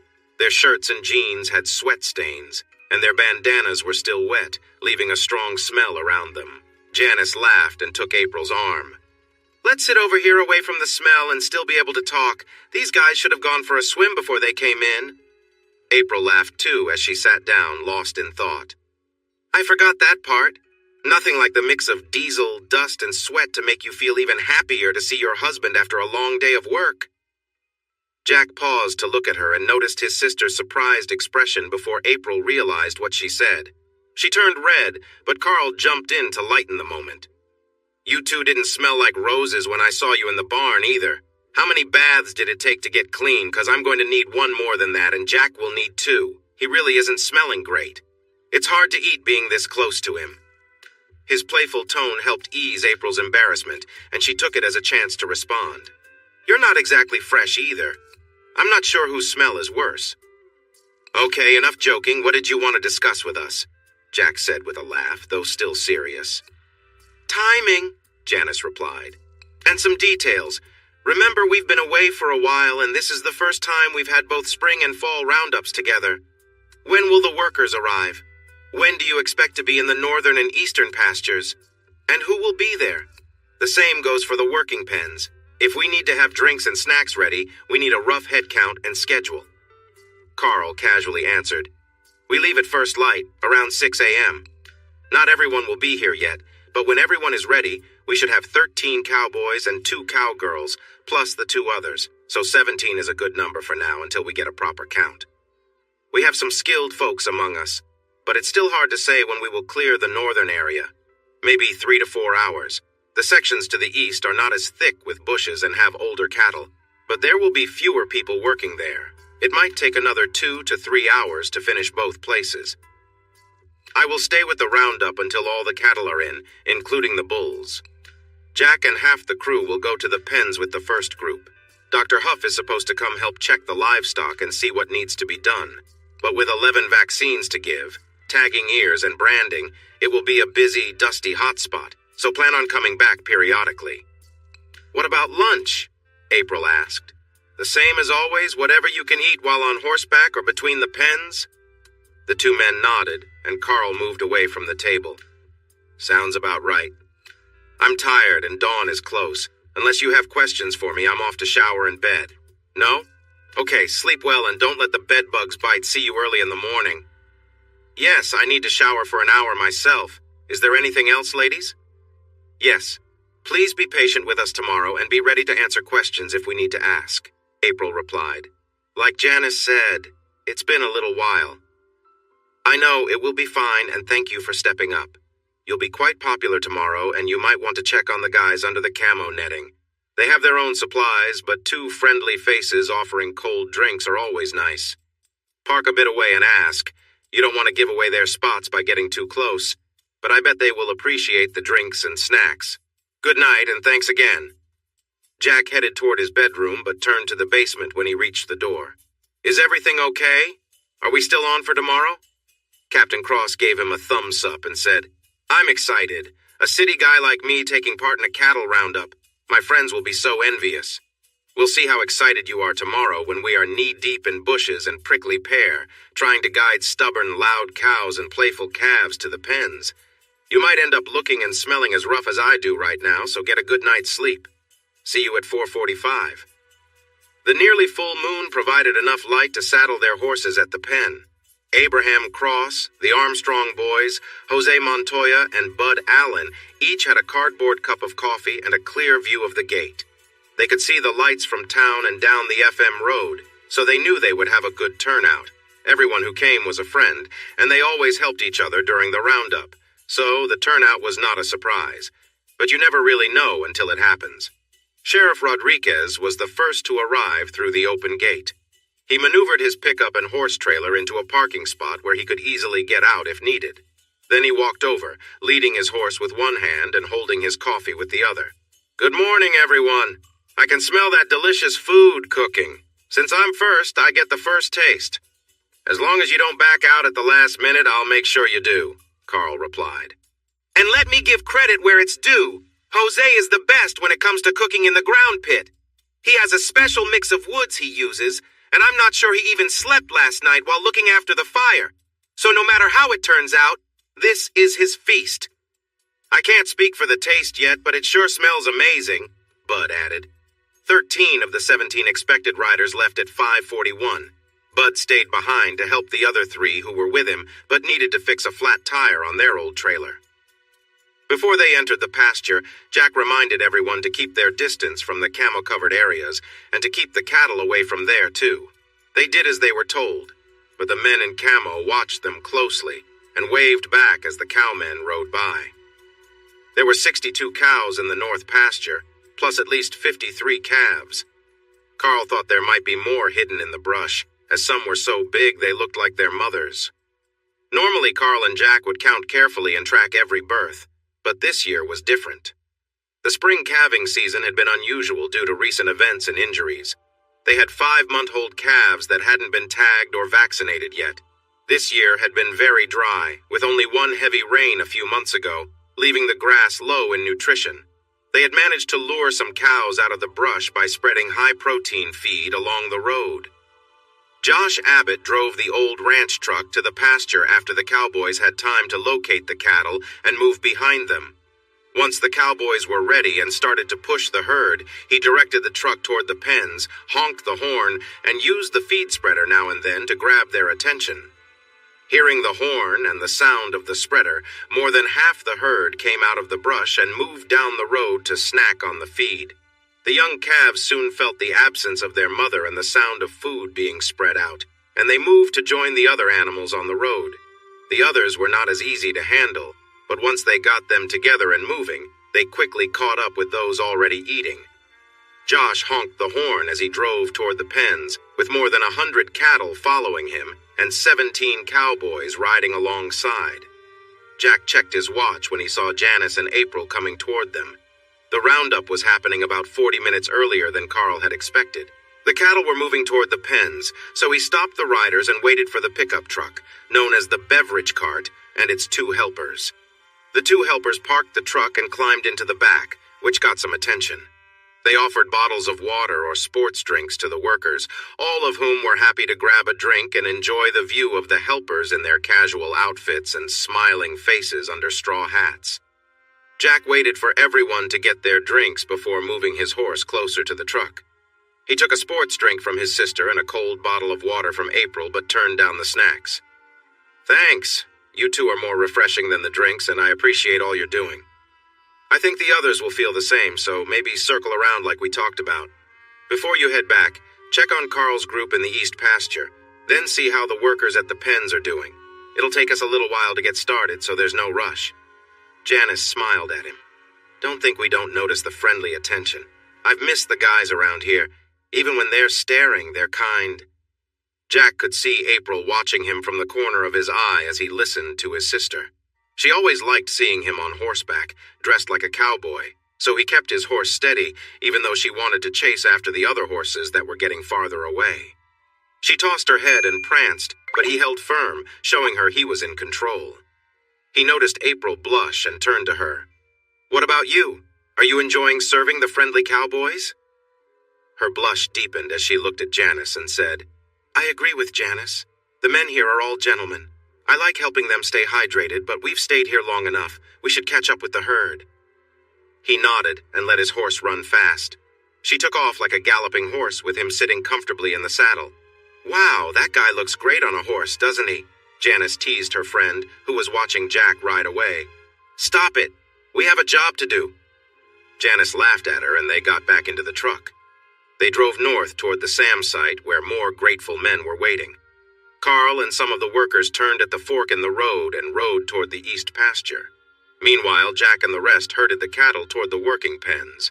Janice and April found many thirsty, hungry animals at the outposts, which slowed them down. Perhaps the animals needed more water and food than expected, or maybe the men just liked to chat with the beverage girls who also enjoyed the company. Jack was not thinking about being attacked, so he didn't notice when Red and Wayne took off and made a move toward a helicopter flying about 500 feet above the ranch. But Captain Cross did. Through their earpieces, everyone on duty learned of the possible threat from the helicopter and how the group chose to avoid the restricted airspace over the ranch. Nothing major seemed to happen, but the group learned a little more about the defenses they might encounter if they tried to approach the ranch. By 5, the market calves had been turned into steers and were in the shipping pen with the cows that could not have more calves, along with some heifers and an older bull that did not pass the fertility test Dr. Huff performed earlier in the month. The heifers were tagged and marked with Jack's unique JA brand. The new Charolais bull Jack bought from Mr. Cox was also marked. He was loud and active, but gentle enough not to start fights with the other bulls. Fresh round bales were moved into the southeast and northwest pastures that had rested during the spring, and the 2 herds were being led to them. 2 bulls were assigned to each pasture for a 60-day breeding period for the spring calves. The gates to the north and east pastures were closed to help the land recover from grazing, while the heifers would replace the bulls in the southwest quarter section. They would be bred next year by a different bull. Everyone involved in the roundup and work had gone to clean up and change for the meal and gathering, except Jack. Jack was enjoying a drink from a red Solo cup after tapping the first keg, looking out over his land. He felt a satisfied kind of tired. The roundup and work were done, the crops were either stored or on the way to market, and the cattle truck was ready at the loading area. The driver and helper were guiding the cattle into the truck and would be on their way to market soon. While the sales might not increase his wealth much, he felt good about what they had achieved. Jack was a hard-working man, which suited his job as a farmer perfectly. He took pride in earning an honest living. As he turned and noticed dust rising from the road leading from town, he realized he needed to hurry. Guests were arriving, and he wanted to say a few words of thanks before the meal. Just then, he saw April and Janice coming out of the kitchen. They looked at him with disapproval, noticing how dirty he was, and said, "We'll make sure everything's ready and greet your early guests. You need to hurry." Jack quickly changed into clean, pressed jeans, a polo shirt, and his boots. In less than 20 minutes, he was ready. He felt fresh and confident, especially in his yellow shirt since several women complimented him. While chatting with the Garcia girls, he noticed April watching him, though she looked more annoyed than impressed. Oh well. He had left the barbecue cooking to Carl and Jose and was surprised when they added pork from wild hogs to the menu. Jose had prepared ribs and shredded the hams, serving it all with a spicy sauce that made everyone's nose tingle and eyes water. It was a big hit, and people used plenty of napkins to clean themselves.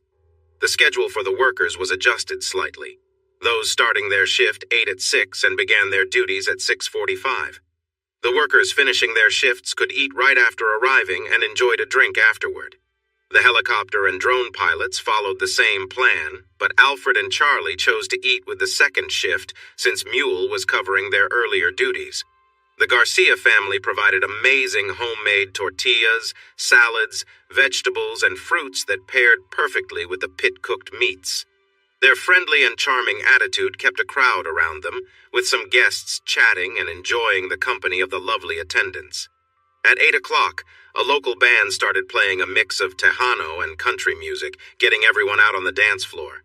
Popular songs like Si Me Duele Que Duela got the crowd moving, but it took more upbeat songs to encourage the other guests to join in. As the night went on, the music blended traditional sounds with modern pop and rock, making Jack want to keep the good times rolling. Meanwhile, the young people, single ladies and some attached ladies were dancing to every song. The band leader, Flaco Ruiz, noticed Jack drinking and smiled. He addressed the crowd, saying, "Our host may be in his 20s, but he has an old spirit. If he's ready to come out and dance, we'll play some of his favorite music. He's hiding by the kegs, let's get him out here." There was a lot of cheering, but Cheetah took action. She sprinted over, took his drink, placed it on a table, and pulled him toward the dance floor. When they got there, Chan sang a 5-minute version of a song, followed by another, and then another. Cheetah danced with him first, Scylla took him for the second song, and then the beautiful daughter of the high school principal joined in. Jack didn't know who she was, but she was certainly attractive and a great dancer. As he twirled and spun, Jack noticed the other dancers and onlookers. April occasionally caught his eye, always dancing with someone else. He knew her well enough to see the forced smile on her face and the tightness around her eyes. It seemed she enjoyed watching him with the other women, but not the other way around. The song Trouble fit perfectly with Trisha, who held on to Jack for a second song. Jack was ultimately saved by her father, who pulled her away for another tune. The song with a thoughtful message made Jack look for April, who met his gaze while keeping a serious expression. Both of them were likely wondering if that song about lost chances resonated with their own situation. April finished her dance near Jack, and just as Rock in a Hard Place started, she released her partner and stepped toward Jack, who had extended his hand. She hesitated, he smiled, and she cautiously took his hand. They maintained a bit of space as the music played, and Jack looked into her eyes while the heartfelt lyrics filled the air. The song perfectly described their feelings. They had been missing chances together. Things weren't broken, but they needed some fixing. It had been a while since their kiss felt the same. They discussed forever while being together, but they found themselves in between a tough choice. Tears fell on her cheeks when he walked away. That was when things got complicated for him. Now he felt drained, wondering what it was all for. Would this be a moment to heal or to break apart? Caught between choices. For the record, it's tough. Giving up can take some effort. So I'd prefer to wait for better times together. As they danced, Jack's tense posture and steady gaze caught the eyes of those watching. They also noticed the expression on April's face change from worry to distress. When the next chorus began, Jack said something to April and pulled her closer. She tensed for a moment, but then relaxed. He held her close. Her forehead dropped onto his chest and her eyes shut. Jack quietly sang the last words of the song softly into her ear. "Is this where it gets better or worse? How much longer can we last?" Flaco, watching closely, replayed the beginning on his guitar, giving them a chance to step back, embrace, share a kiss, or just take a moment without the silence being too heavy. Everyone in the shed was focused on them, knowing that their marriage was struggling. People held their breaths, waiting to see if they were trying to fix things, or if this was the end. With the last note played, Jack let go of her hand, turned, and gently guided April back to the chairs they had left for the dance floor. He pulled her chair out, helped her sit down, leaned over and thanked her for the dance. She didn't reply but looked up at him. Her unease was clear, as was the silent question in her eyes. He smiled and took a seat behind her. She faced the table, glancing sideways at him. Flaco y los Vaqueros de la Brazada announced they were taking a break, encouraging everyone to leave the dance floor and return to their tables. This gave the Armstrongs a moment out of the spotlight. April still seemed confused, while Jack was friendly and attentive. He offered to mix her a drink from the bottle she and Janice brought, or to bring her a cup of beer when he got his. Like almost everyone there, Janice watched the couple on the dance floor, and when Jack sat April down. But she didn't see the tension in their bodies or the lost look on April's face. To her, it looked as if April were a scared puppy around a master with a history of being unkind. The fact that April had let her guard down meant even a harsh word from Janice's brother could hurt her best friend deeply. Jack had been polite but distant since his earlier attempt to apologize in the spring, and Janice saw no sign of bad intentions in his actions that evening. He had simply asked his wife to dance, looked into her eyes, spoke softly, and she gradually relaxed, leaning into him. Even now, sitting alone at a table in the middle of the busy scene, Jack seemed cheerful and calm. He did not look like the same person who had faced and defeated them a few months earlier. Janice held on to Lieutenant Dan's arm a bit tighter. "Let's head to our table. I would like a drink and to chat." "I get it," he replied softly.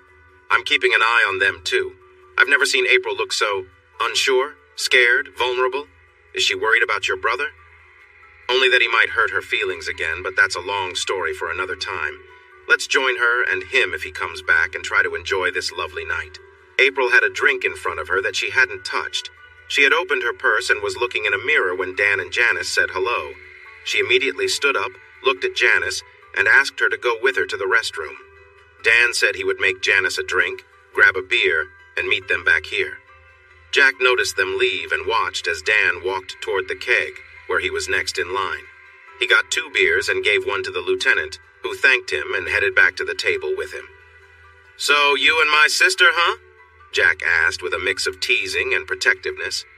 Then he wondered why he still felt protective. She was an adult now, with a past that was probably more complicated than Dan Wilkins's. It wasn't like he would take anything away from her. "Honestly, right now we're just friends," Dan answered. "I wish it could be more, but she keeps me at a distance." "Have you talked about what happened in the last few years?" Jack asked. "No, but I know her story well enough. It was all over the news for a long time, and the captain explained that what they know puts them in a lot of danger. If she thinks I would judge her for being misled and used by those people, then she doesn't understand me very well. I can't imagine anyone would blame her for what happened to her. To me, that's like a long time ago when people wrongfully blamed women and children who were taken from their homes. I mean, Native Americans. What happened was not their fault, they were victims. Victims have to do what they can to survive, and I say that from experience. In Afghanistan in 2019, for over 3 months, I faced so much hardship. I was hurt, cursed at, kicked when I was down, insulted, and treated poorly. I wasn't harmed in ways others were, but I couldn't have defended myself if I had needed to. I was too weak and broken. I can't imagine how strong those two had to be to make it through all they did. After a month, I just wanted to give up." Jack looked at the ground for a moment, then said softly, "Well, wow." "What's wrong, Jack? Did I say something off?" Dan asked, sounding concerned. "Off? No, not really," Jack replied. "No, but you shared ideas I hadn't thought about, and I feel embarrassed I didn't. Anyway, you two should have that conversation. Don't blame her if she's worried about people being harsh about those past 2 years. At least one person has been, so I bet she's a bit guarded about getting close to someone without knowing how they feel about her experience." Dan replied, "I'm going to ask her tonight. I'll let you know if she says no." As they walked back to the table, one of Jack's old friends from high school came over and started talking to them. The women weren't back yet, so they chatted about light topics, their good old days, how great Flacco's band was, and how much they enjoyed the meal. April and Janice exited the restroom and walked toward the table, so Jack tried to wrap up the conversation, but Billy Bob put his hand on Jack's arm, leaned in, and said, "Can we talk here, or do we need to step outside? I have a couple of important things to share." Jack looked around and noticed no one was paying attention, so he said, "It's up to you. How sensitive is it?" "I'll keep it friendly and casual like I have been. You do the same. It's important. Dan, can you take April's drink to the table? I'll join you in a minute, but please apologize for me." Dan took the drink and went to the table while the old friends continued their chat. I'm still working as a welder for EOG. Last month, 3 of us were on the new pipeline near your neighbor's place. It was just after 2 a.m. and we were taking a break. We heard and later saw a convoy of shipping containers moving down the road to your place, which got us speculating as men do. Juan Flores and I thought it might be for feed storage, maybe to keep the rats out. But Ray kept coming up with wild ideas about them being related to all the army things at your place and over at the Franklin Ranch just across the county line. When we finished at dawn, Ray asked Juan if he thought your new neighbors across the river would be interested. Apparently, they've been paying for information about you and what's happening at your ranch. Ray isn't here, but you might want to catch up with him about that. It's the first I've heard of it. The other thing is, those same guys have had a few convoys of their own late at night. I saw them myself when I was checking lines on the river a few weeks ago. I was in my kayak, so no one noticed me. But they were using a forklift to move boxes that looked a lot like the shipping crates we used in the Army, plus a few bigger ones. Whatever it was, it all went into that large barn Arnie built just before he passed. I don't know if any of it matters, but I thought you should know, my friend. Jack thanked him sincerely and headed back to the table. All 3 welcomed him with smiles, though April's seemed a bit forced. At that moment, he decided it was time to be loquacious Jack, the entertainer and storyteller. April clearly felt nervous about the person she had been avoiding for a while. Jack put on his lively persona, became loud, and soon they had a crowd of about a dozen gathered around their table, laughing and having a good time. Clay was among them, playfully teasing Jack as they had done since they were kids. Flacco came over, joined in, and the fun got even better. April got caught up in the excitement, and she and Janice shared a few stories and jokes, too. Before long, more than half the guests were around the table, adding their own stories or good-natured teasing. Jack was the main target of the jokes, but he took it all in stride. As the laughter continued, they reminisced about their school days and the good times they shared, including April and Jack's courtship, wedding, and honeymoon.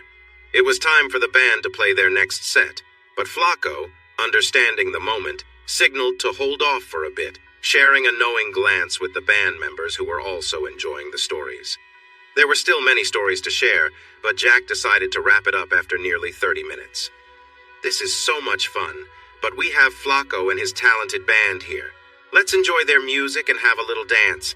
I'll set up a get-together for the Cowtown Liars Club when it cools down, and we can all share stories from sunset to sunrise. Just make sure to bring your own drinks.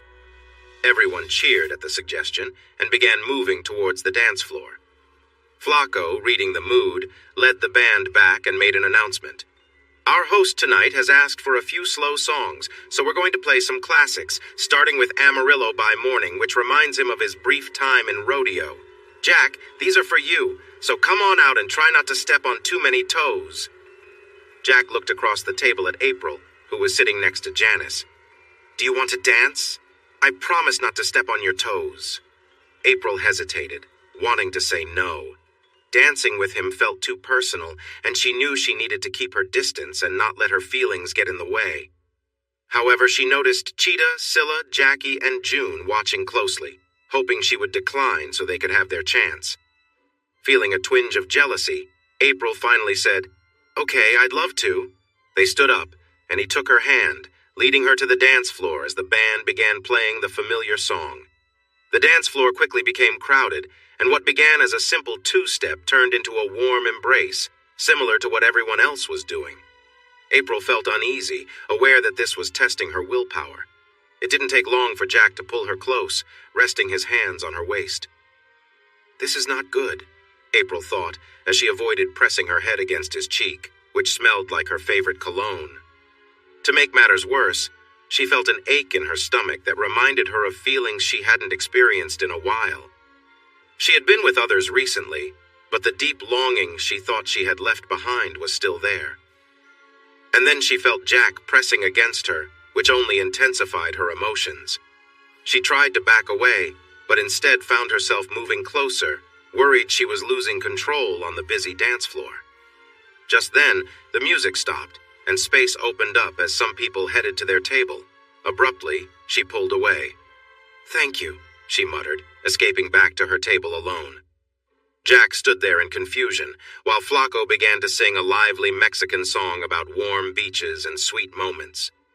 Cheetah, who was nearby, grabbed Jack's hand and joined him on the dance floor before others could step in. The crowd quickly gathered around them. She wrapped her arms around his neck, drawing closer to him while enjoying the connection. With her head resting on his shoulder, she inhaled his familiar scent, aware that her own fragrance seemed to affect him too. Cheetah was striking, with light skin dotted with freckles across her nose, a slim waist, and a confident demeanor. Her family was proudly Spanish, with no mixing of backgrounds, having married within their bloodline for over 200 years. However, Cheetah had her plans. While she would visit Spain in the fall as her family wished, she hoped to marry and start a family with the mix of backgrounds that surrounded her right now. She faced challenges, beginning with getting Jack to see her as more than a good cook. Thankfully, things were progressing well. Next, she would have to find a way to navigate his complicated situation with his first wife, who seemed to be complicating matters. She needed to persuade her parents to accept Jack or convince him to go with her to Spain to marry in the old Catholic church their families claimed. Once that was done and lovely grandchildren arrived, she believed her parents would forgive and forget, but that was still a long way off. Right now, she had to keep Jack interested and excited, finding a way to get closer to him. She moved closer, standing on her toes to catch his attention. His hands slid down her dress, and she felt a sense of achievement. Tomorrow could be a bit tense at the ranch, especially if his ex showed any interest, but it seemed a small price to pay. She would need to lock her door tonight for safety, but she had to stay focused. Cheetah was nearby when the dance ended, which helped her as she skillfully guided Jack to another dance. He wasn't completely under her influence yet, but he didn't suspect her intentions, making it easy for her to steer the situation. She made gentle sounds of enjoyment, feeling the excitement growing between them. She dreamed about a future with him, filled with love and children. April felt regret for turning down Jack, seeing him getting close to another woman on the dance floor. It was embarrassing, especially since it revealed that their marriage was struggling, and she knew others could see it too. Janice and Dan returned to their table for drinks. Dan noticed April's upset expression and followed her gaze to see the attractive man she was watching. His name was Floyd, and he invited April to dance. She agreed, and they danced for several songs until the style changed, and Floyd seemed unsure, preferring to return to the table to watch Cheetah show off her skills on the dance floor. Jealousy stirred within April, and she couldn't help but feel frustrated. She thought to herself, how could she let someone else take Jack's attention away, especially when she knew her worth? "Looks like you lose this time." April caught the eye of Pretty Boy, but her serious attitude and lack of interest made him pay more attention to the lively girl dancing nearby, who was happily showing off her beautiful legs. She was cheerful and seemed to be enjoying Jack's company. Jack was more attractive than her husband and was available, so it was clear that she would choose him if given the chance. And then, the opportunity arose. When the song finished, Jack thanked his partner and quickly returned to his table, leaving lovely Cheetah frustrated and by herself. Floyd wasted no time and danced with Cheetah, moving to the upbeat tunes from Justo's accordion. April was feeling a bit colder now. Jack didn't mind and took a seat next to her, asking if she wanted a new drink. She hadn't even noticed her glass was empty since she was too focused on the lively dance floor and the feelings of jealousy. She nodded, so Jack hurried to the keg for a beer, grabbed some Sprite and ice for her glass, and quickly returned to the table. He mixed her drink and handed it to her. She took a sip, leaned back in her chair with her back turned to her husband, and didn't pay him any attention. She knew it was a little childish, but if he wanted her, he had to earn it. A voice in her head scolded her. "Are you really willing to push him away? Here he is refreshing your drink, choosing you over that younger girl, and you act like this? What's going on?" Staying confident, Jack placed his hand on her shoulder, leaned in close, and said, "This is the first time I've heard Flacco and his brush country cowboys. I can see why they're popular on the local country and Norteño charts. They do a great job with both styles, plus that fun Mexican fusion everyone loves." For the first time since being at the Liars Club, April found herself amused. "You do know you're just 28, right, Jack? To most people here, you're still young, and Cheetah certainly thinks you're a kid." Jack sensed the hint of jealousy in her voice and felt a little pleased. Still, he replied lightheartedly, "I mean the high school and college kids. I've been looking after my sister since I was 18 and managing a ranch and my businesses since I graduated 7 years ago, not to mention being married for those years. I don't see myself as young, and I bet others feel the same way." "I'm almost your age, Jack. So are you saying I'm old?" she asked, with a playful edge to her voice. "Not at all. No one would mistake you for a skinny teenager. You look just as good as any college woman here, or anywhere. But still, you are just 25. "Nice comeback," she said with a little laugh. Jack smiled as he heard the familiar tune. It felt like it had been ages since he last enjoyed music like this. As the next song started, he glanced at Flacco, who was beaming at him. He returned the smile and asked, "April, do you remember this song?" He wanted to share a moment with her. April turned around in surprise, ready to respond, but then she saw his inviting smile. He stood up and she joined him. Even though it wasn't the song they had chosen for their first dance as a married couple, it was the second song they loved from Texas State. Flacco and the band took their time with the introduction, allowing Jack and April to make it to the dance floor. They poured a little more feeling into the song than the original, and Jack's voice filled the air as he danced with April. "Every morning when you come downstairs, hair's a mess, but I don't care. No makeup on and shining so bright, my old sweatshirt never fits so right. Dancing around to the radio, humming the words that you don't know, 'cause I'm finding an angel off my list. Thinking that it don't get no better than this. You make loving you easy. You make loving you all I want to do. Every little smile, every little touch reminds me just how much it all means. Loving you easy." April tried to keep her distance, feeling caught off guard by the moment. "This isn't fair," she said playfully. He responded, "All's fair in love and war," as he drew her closer. "Is this you making love or making a point?" she asked with a laugh. "It's hard to tell the difference since I got back. The busy season is over. Everything is in place now. Give me 3 days and we'll sit down and talk things over.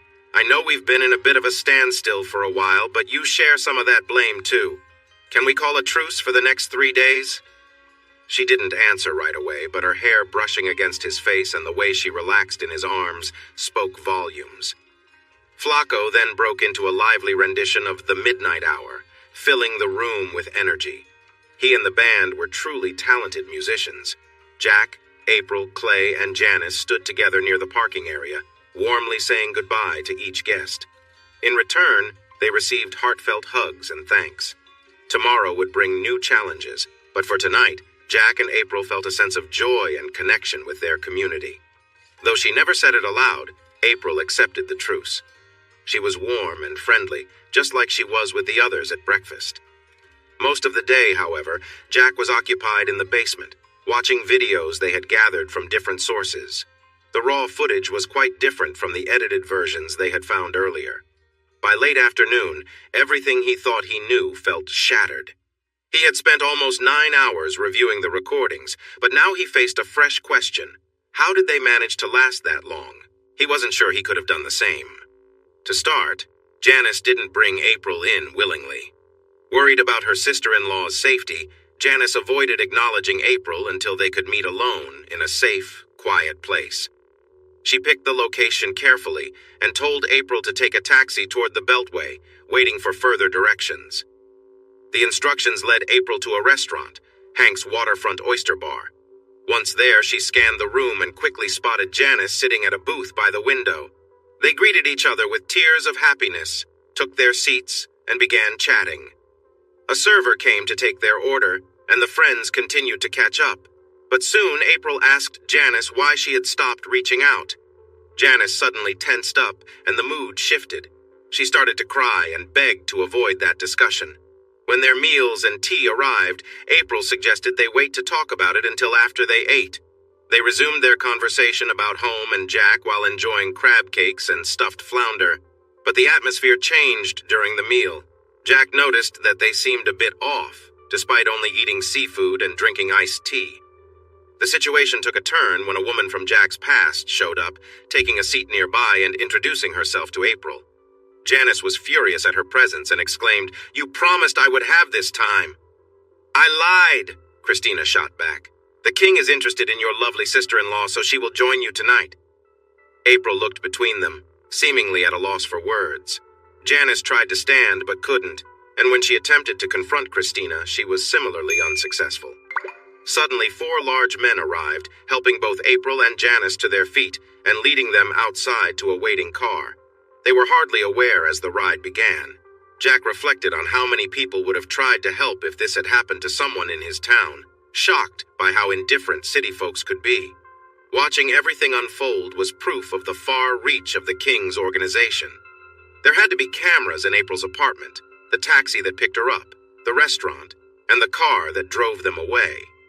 The cameras in the cafe showed the server who spiked their tea getting paid $1,000 for doing it by a person they called the bitch. She later bragged about it to Janice. Jack had been impressed by what he learned about Daniel King, but now he understood why people admired him so much. His influence was everywhere. This job was not going to be as easy as he had thought. Even though he prepared himself for what he might see, having watched other recordings, this was much worse. It wasn't just the inappropriate content, it was the behind-the-scenes talk about his wife and sister as if they were toys. April was being treated terribly, kept scared and under the influence, used by others in a way that left her feeling completely helpless. The scenes he saw were upsetting, but it was the other details that made it hard for Jack to watch. Now that he understood more, he wished he had taken stronger action against those who hurt them. They seemed to take pleasure in breaking their spirits and mistreating them. He should have faced them with the same strength. There were still 129 more hours of footage to go through from the compilation Alfred and Charlie made for him. They told him the raw recordings they had gathered were many thousands of hours long if he wished to watch them. These recordings showed a year of April's captivity, 2 years of Janice's, and who knows how many lives of other women in similar situations. It seemed they filmed almost every moment of these women's lives, even their breaks and private talks. Jack decided not to take that offer and asked them to organize the compilation so he could choose what to watch from the 12 10-hour days he hadn't seen. They laughed and admitted they hadn't seen it all either. They used AI to find and save parts based on certain searches, and then skimmed through it to check if it was relevant and in order. They then showed him how to access the hidden index and mentioned that the segments marked in red were recommended for a closer look. Jack turned to leave but paused to ask, "Did you two pick segments that show less harsh treatment for the girls?" "The feeling I got from your compilation is different from what I got watching the recordings on the senator's servers. It feels like some footage was added to explain their actions." Alfred shook his head. "Boss, you should watch their journal next. Then you'll understand.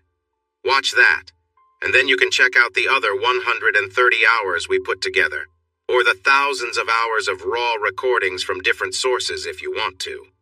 To answer your question, if anything friendly happened to the videos, you can blame Alice. Maybe she felt sorry and changed the video and audio, but we didn't tell her to do anything like that, so I'm pretty sure she didn't. Croc and I only talked about the date and time, so the mashup would be in order, not mixed up based on the source." "Alice is the AI?" "Yes," Croc said. "Hey, boss, they called us for dinner a while ago, and we missed lunch too, so let's go eat with everyone else." The three were surprised but happy to see the table ready and the group waiting for them. They were invited to grab a plate and start the taco, burrito, and enchilada buffet. Jack motioned for the others to go first, and Croc was eager. April was nice to him again, as she was to everyone else. Maybe the peace would last until he could finish what he needed to watch for his own peace of mind. Right now, he was glad they had made a peace agreement. He wasn't quite ready to apologize to her. Jack woke up early the next morning, feeling good and full of energy, with a new plan in mind. He got coffee and a breakfast sandwich from a friendly Scylla and went to the basement. Sue and Croc were tired. It was clear they had been up all night, and Charlie was a bit short with him. "We have the journal loaded. It's only 2 hours long, so watch that and then come back in here. On the way back, clear your mind. Things are happening, but you have time to watch the journal before you're needed. See you at 9:20 on the dot." He returned at 9:17, but he was still confused. He wished he had listened to his friends and heard their stories after that first encounter. It was hard to understand how either of them could still be near him. No one that wrong and hurtful should be forgiven. He wished he could bring back the 3 senators, and the person he felt had betrayed him, along with a few others who had caused trouble. He had never tried anything extreme, and while he wasn't sure how to go about it, he wanted to imagine a scenario before moving on to more serious matters. Captain Cross helped clear Jack's mind quickly as he, along with Sue, Croc, and Mule, shared what they learned from various sources. The group included Carl, Janice, April, Renee, Elias, and Ranger Allen, who were all representatives of both manned and unmanned aircraft. They also had squadron leaders for different duties, both on-site and off-site. Jack listened carefully as plans were made. He didn't see any problems, even though he knew little about military strategy, and this was certainly a military plan. A conflict was about to start that would be much bigger than the small issue with the New Jersey Mafia, which felt like a simple family fight. The main focus was on the new neighbors across the river, who seemed well prepared based on what was seen from the air. There were also reports coming from other areas. The news from the county to the east seemed harmless, but it worried Jack. He turned to Carl, who frowned and shook his head.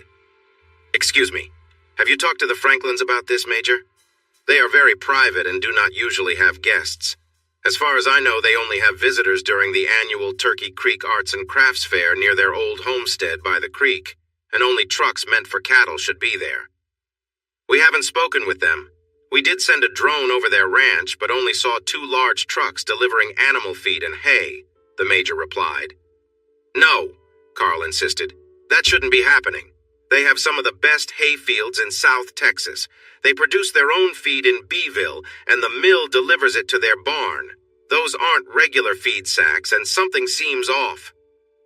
"Get drones on it, and send scouts immediately," Captain Cross ordered. "If Carl and Jack have suspicions, we need to investigate them." Red added, "The sheriff wants to ride in the Huey and pretend he's the gunner. Do either of you want to join him? It seems we'll be heading east today." The meeting wrapped up with a sense of urgency in the air. Before they left, Jack called April and Janice to a corner. "I looked at your journal yesterday and watched 9 hours of raw footage from King's server, starting with your dinner at the Oyster Bar. I want to apologize for what I said before, but I can't find the right words to make up for my thoughtless comments. I'm trying to do better, and I promise to give my best effort soon. I know it won't be enough, and you might feel anger toward me forever. But I want to show you how sorry I am for hurting you when I should have welcomed you home." April looked at him, unsure of how to react, but Janice smiled. "We'll be waiting, and it better be good, you arrogant fool." Then she winked and said, "Now go out there and figure this out. We don't want to leave this world without hearing you apologize and see you make things right." The 4 men climbed into the county's newest helicopter, a Sikorsky UH-60A Black Hawk. It ascended quickly and flew at over 150 miles per hour, covering the 45 miles in no time. Jack and Carl might not have military training, but they were observant and knew the area and its people well. During the flight over Franklin Ranch, Carl noticed things the drones had missed, while Jack pointed out oddities that looked innocent to Red and Renee. Their updates to the captain and Ranger Allen led to another meeting, resulting in revised plans and new orders for the squads. At first glance, it appeared that infantry and equipment were being gathered in a pasture next to the Armstrong Ranch, but the real threat from Franklin Ranch was missiles. 2 truckloads of cargo being unloaded remained a mystery. How many intruders were there? How long had they controlled the ranch? What else had they moved? The contents of an old barn looked like 2 very large trucks that Red thought might be carrying missile launchers, seen from a bad angle as they flew by quickly. Were they? What kind? And were there more around the ranch? "We need to find out the last time anyone saw Frank Sr. or Jr., Walt, Harvey, or any of the women," Jack said. "What about the kids? There is no way the Franklins would side with them, so they must be held against their will, or... I don't want to think about the other possibilities. The elder Franklins were friends of my family, and I roomed with Walt for a year at Texas State. Good people like them don't just vanish." Carl had many friends in Bobcat County, so he took on the task of locating the Franklins.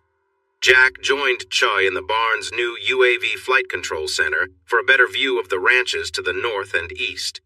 Red and Wayne were flying the helicopter over the land to the south towards town, while Danny operated another UAV in widening circles outside town, helped by Raul Medina, who knew the area well. They were making sure to cover all their bases now that the situation was urgent, but their attempts yielded little.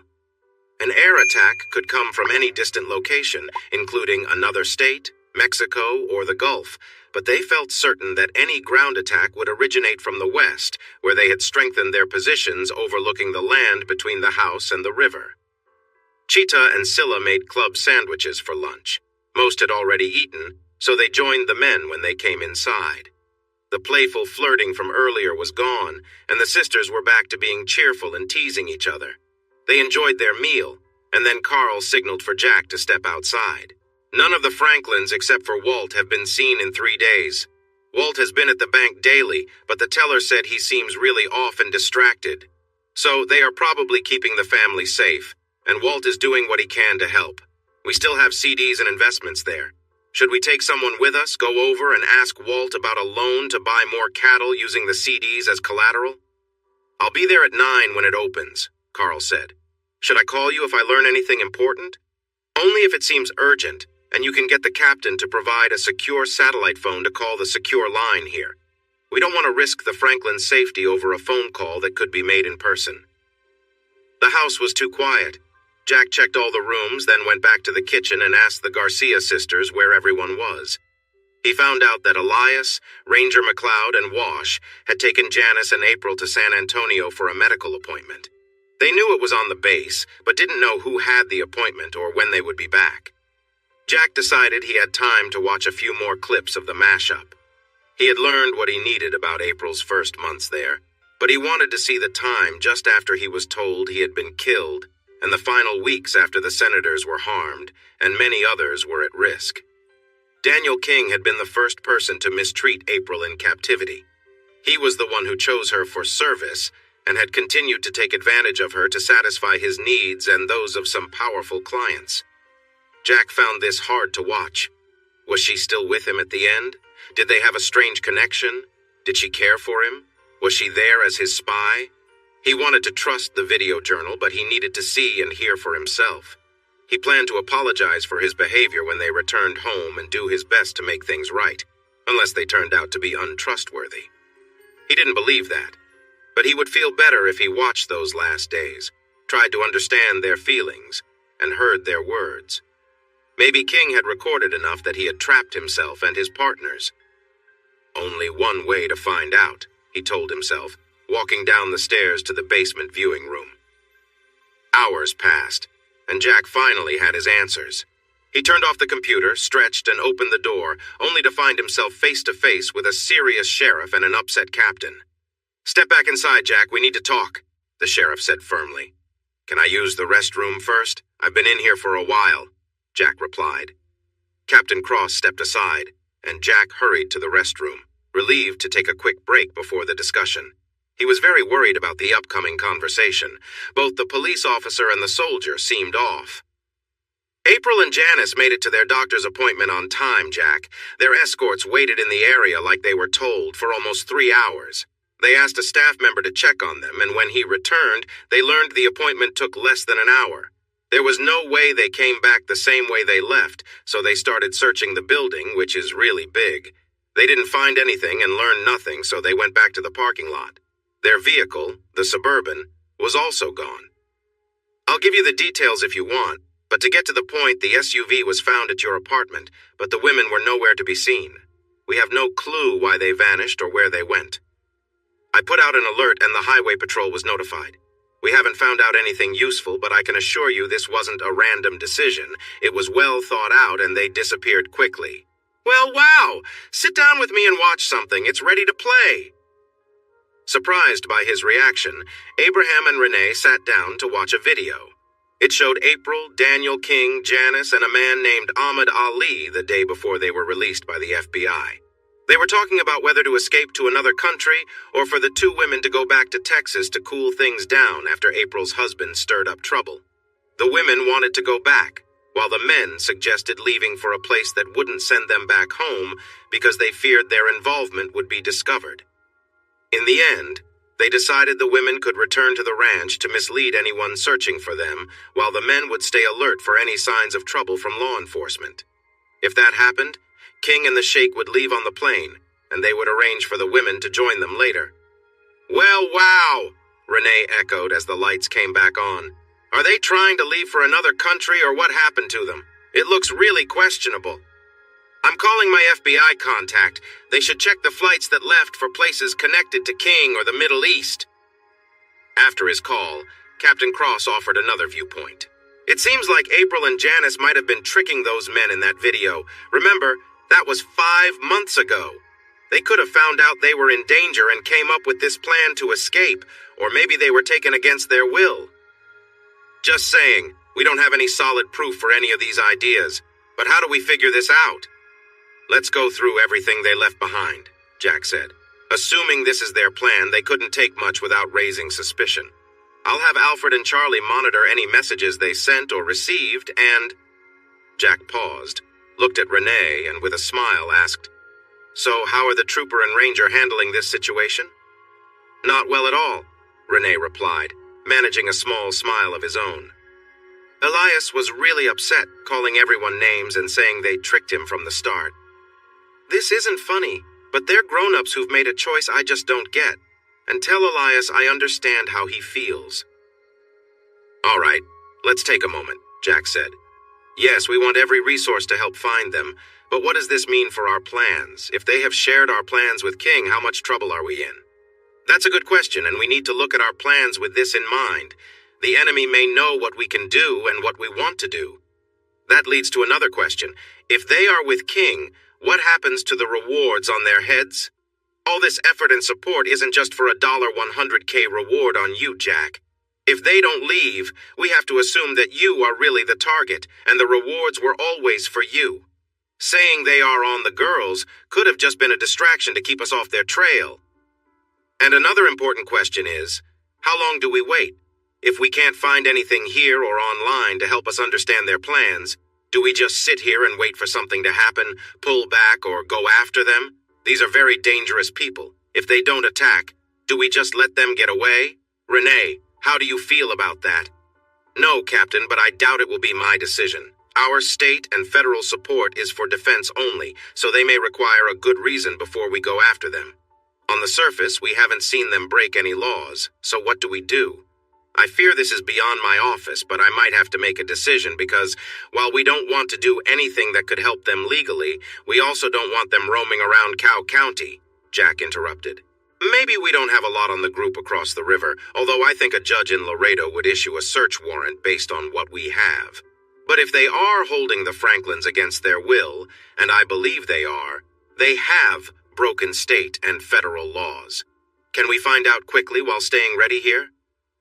"Wait, I have 2 more important questions. Knowing what we know about Daniel King, do we let him and his supporters get away? Or do we report this to the FBI, show them his messages that seem like confessions, and tell them we believe he has taken April and Janice and is trying to leave the country?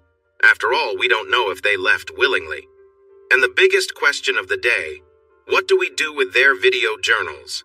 They provide names, dates, places, and first-hand accounts that are supported by the videos we have. They also mention banks and accounts where illegal money is stored. If we share this information with everyone they mentioned, won't that risk them getting hurt? I see that could be a problem if we wait a month, but until we know they are really with him and turned against us, I'm not comfortable releasing the videos we plan to share." Renee sighed and replied, "Jack, I have 2 concerns about involving the FBI this much. First, if we show them the videos, they will want to know how we got them, and they may take them from us, just like they did with the gangsters, and those people still haven't been charged. Once they have the video and audio files, I worry they might say we obtained them improperly, which would mean they can't be used in court, and the bad guys would get away with it again." Jack said, "All right, then let's search this place thoroughly, and have Sue and Croc look into their online activities. Once we do that, we can press the issue with Franklin Ranch. Neither the federal nor the state authorities can ignore foreign individuals taking American citizens and property and launching illegal actions against other Americans. Can they?" "I really hope not," Abraham Cross exclaimed. I know sometimes politics complicates things for law enforcement, but I believe the U.S. military would be very upset if they found out. Then choose a team, set us down near the Franklins' home and barn, and let's check our suspicions. If we find something, you can reach out to someone in the military, and Renee can connect with state and federal law enforcement, and we'll see what happens. If any agency hesitates, we need to think that King is somehow influencing the decisions being made by important people, which is both scary and totally unacceptable. If that happens, or if we are attacked, I suggest we have Sue, Croc, and Mule, if she's willing, anonymously share details from King's discussions with media outlets, bloggers, and online platforms about everything he admits to, like trafficking, exploitation, harming others, or any other illegal actions he brags about in the videos we have.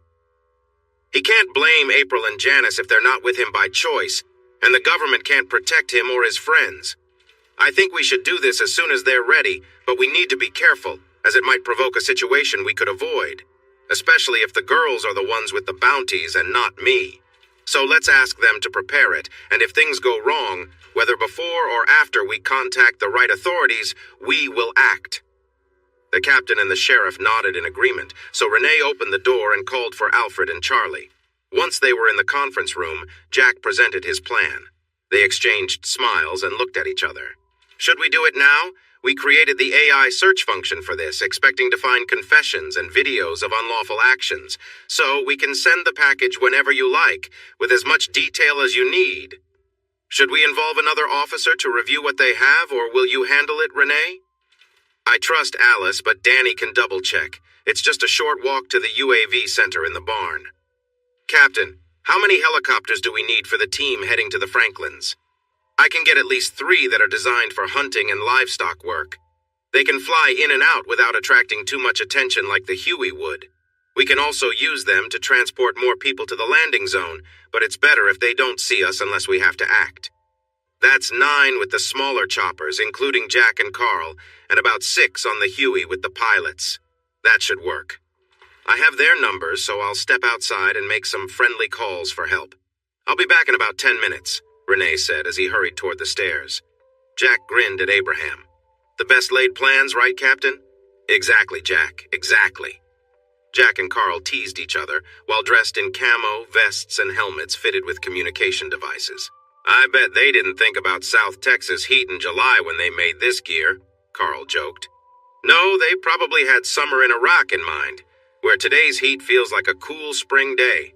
Stop complaining, this gear could keep you safe, Wash shot back as he guided them into a helicopter. They were familiar with the pilot, Jim Harris, who had taken them on hunts along the river when wild hogs became a problem. He nodded to everyone, told them to buckle up, and then took off.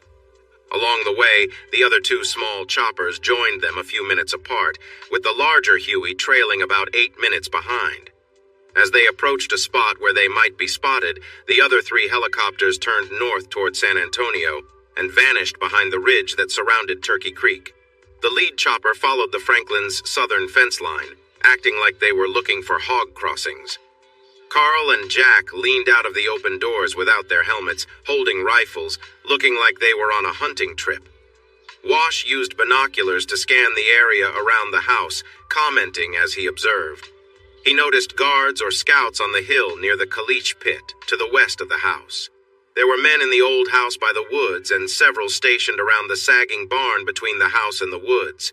And he pointed out that there were tracks from large vehicles leading into the barn. They were flying along the southern edge of the Rancho Viejo, which shared its border with the Franklin Ranch. When they reached the end of the Franklin Ranch, the helicopter turned left and followed the eastern fence line to the north. Carl and Jack continued to look for wild hogs and shared sightings with each other. Were they being careful? Did outside fighters know about hunting hogs from helicopters? Probably not, especially if they were truly from Eastern Europe. However, the people they could see seemed ready to watch and let them pass. Once they crossed Turkey Creek to the north, they turned west toward their meeting point. Jack called Renee to share what they had seen. Renee included him in a call with a lawyer from the Department of Justice and a federal judge. The lawyer and judge asked a few questions, and Jack and Wash responded. Then they learned that the warrant was signed and sent electronically. Renee informed the team that a group of FBI agents, Texas Rangers, and state troopers were approaching the turn leading to the ranch house, and Captain Allen confirmed that the plan was ready. According to the plan, they would move in from the north and west. The mixed group would approach from the south, but half would head to the ranch house while the others rushed toward the barn where the missiles were believed to be. It was a solid plan, and it mostly worked. The part that did not work was that while they were getting in position, the enemy backed the trucks with the missile launchers out of the barn and raised them for action. Jim Harris spotted them first and quickly informed the others. Wash took a glance and said, "Those are surface-to-surface missiles. They're going to hit the ranch." Red and the helicopter were on their way, but 2 missiles launched before he could act. The third missile took some hits and exploded where it was stationed, sending a fireball and debris across the other launchers and a large section of the barn. Wash, leading the team, shouted, "Charge! Move in!" And the helicopters delivered their teams to the prearranged spots. Red dropped his team from above and started shooting at the larger group of mercenaries stationed on the ridge. They were trying to reach the house, but the low brush provided no protection from the air assault, and those who weren't injured quickly took cover. The Delta Cross Alpha team moved through the brush to get between the enemy and the house and began advancing on the downed fighters.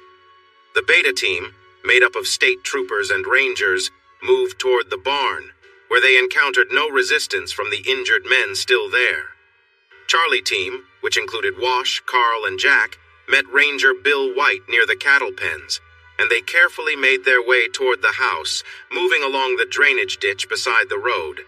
They, along with all the members of Beta Team except the one watching over the injured men, surrounded the house at the back and front doors. As soon as they were set, Ranger White used a loudspeaker to announce himself, ordering everyone inside to come out right away. In response, gunshots rang out from the house. Carl and Jack quickly crawled back from the front line and moved to a brushy area on the side of the road. They were located south-southwest of the house, where the land sloped down sharply. They found shelter from the house's view, hidden among tall mesquite and huisage trees. Jack discovered a concealed door behind a large black brush, and they began to work on opening it. They cleared rocks and dirt from the base with their boots and used old branches to make space around the sides. After some effort, they pulled on the door, which creaked and seemed ready to break. It opened a little. With more digging at the base, they managed to open the door wide enough to enter. With their rifles strapped on their backs and tactical shotguns ready, they stepped into the old tunnel that had been around since the Cold War. There was a shelter halfway down the tunnel that likely hadn't been opened for years. When they were kids, they had played in this tunnel and used the shelter as their fun spot. As they moved on with flashlights, careful of any snakes, they approached the steel door of the shelter. Just as they got close, they heard noises coming from deeper in the tunnel. They paused, and Carl crouched down, aiming his shotgun at the sound. "Check the door. There's nowhere to hide in this tunnel." Jack found the handle and pushed, but it barely moved. "Help me, this door feels heavy and stuck." The two of them pushed together, and it slowly creaked open without making much noise. Once it was wide enough, they grabbed their shotguns and stepped inside. The noise got closer, and a light shone past them. "We must be getting close, right?" a woman's voice asked. "I think so, but it's been years since I was down here," a man replied. "Mommy, I'm scared," a child's voice said softly. "Just stay quiet and follow me, sweetheart. I'll get us out soon," the man whispered back. The voices were really nearby. Jack cautiously called from the door. "Walt? Craig? It's Jack and Carl. We're in the shelter." "Oh no, you scared me. This is Walt. Craig's behind me. We have both families and Mom with us." "Then follow me out of here. Carl will lead the way. We both have shotguns." They stepped outside and found the families huddled in the drainage ditch below the door when Carl heard several pairs of boots running in the tunnel. Jack handed his rifle to Craig and told him to lead their families down the ditch to the east. Other team members were working at the house. "Are there any other family members or friends inside?" he asked. Craig shook his head and quickly walked away to guide the families. Jack and Carl lay side by side at the entrance, shotguns ready, with Carl's rifle between them. They saw figures approaching. "Wait until you can see their eyes," Jack whispered. "I'm ready when you are," Carl replied. They opened fire, and the sound echoed in the tunnel. Afterward, they waited a moment, then backed out and closed the door before hurrying to join the Franklins. When they reached the front of the house, it was quiet. They peeked through the trees and saw men lying in the yard. 2 rangers and some troopers stood nearby, while men from Delta Cross gathered, listening to a call. The noise from the Armstrongs and Franklins coming up the road caught everyone's attention, and Wash shouted for them to come over. The attack on the ranch started when the missiles were launched. Our missiles didn't reach Cow County, they were shot down, but we know the house has been hit multiple times and the fighting is intense. If things are calm here, we need to head back to help. Red has already gone. Ranger White, can you handle it? We need to get back to the ranch, Jack called out. Go. We have it under control and help will arrive in 5 minutes. The group ran towards the 3 helicopters waiting in the clearing near the barn. The pilots started them up and headed straight for Armstrong Ranch. About 6 miles out, Captain Cross directed them to the hayfield and instructed them to approach the enemy positions from the northwest. Jack and Carl weren't professional soldiers, but they were fit and skilled with their rifles. After an 8-minute sprint, Wash slowed their pace and gave orders. Carl and Jack would act as snipers from behind the large mesquite trees on the hill northwest of the house. Wash planned to move closer to the house to guard the tunnel that came from the basement and to fire at anyone trying to attack. They quickly got in position and took a look around. Wow! Carl exclaimed at the sight of the damaged house. It's just a house, Jack said. It can be rebuilt. I just hope no one got hurt and that Alfred sent the supplies everywhere just in case. The captain had set up a counter-offensive, but the enemy was well hidden in the brush. They were well hidden from the ground, but not from above. The loud sounds of gunfire and explosions made it hard to notice the sharper cracks of the rifles. They took out 3 targets each before Carl hit one in the leg instead of a more critical spot. The target screamed and pointed at the hill. Carl shot again, hitting another opponent in the chest, while Jack got one more who was about to shoot back at them. They had to stay behind the trees when bullets flew past them. This only lasted a few seconds, as the advancing troops forced the enemies to focus on the front and south sides instead. Hiding in bushes while being shot at is not safe, since the bushes can't stop the big bullets, and sadly, 5 more enemies found out too late. With the snipers causing chaos and explosions all around, the defense began to struggle. Then the warthogs appeared, bringing with them a chilling sound from their cannons that frightened everyone nearby, including Jack and Carl, who suddenly felt very small behind the trees. They were scared, and the enemy troops were even more terrified. The few survivors from the first attack fled toward the river.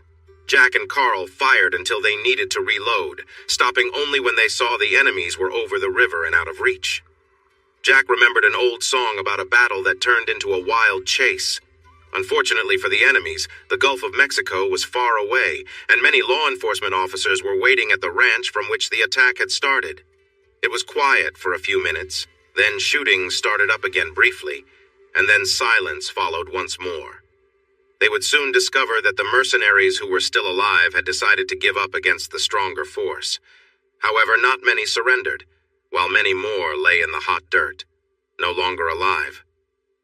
Thinking it was all over, Jack and Carl made their way down the hill to the ruins of their historic rock house, which had sheltered their family for over a century.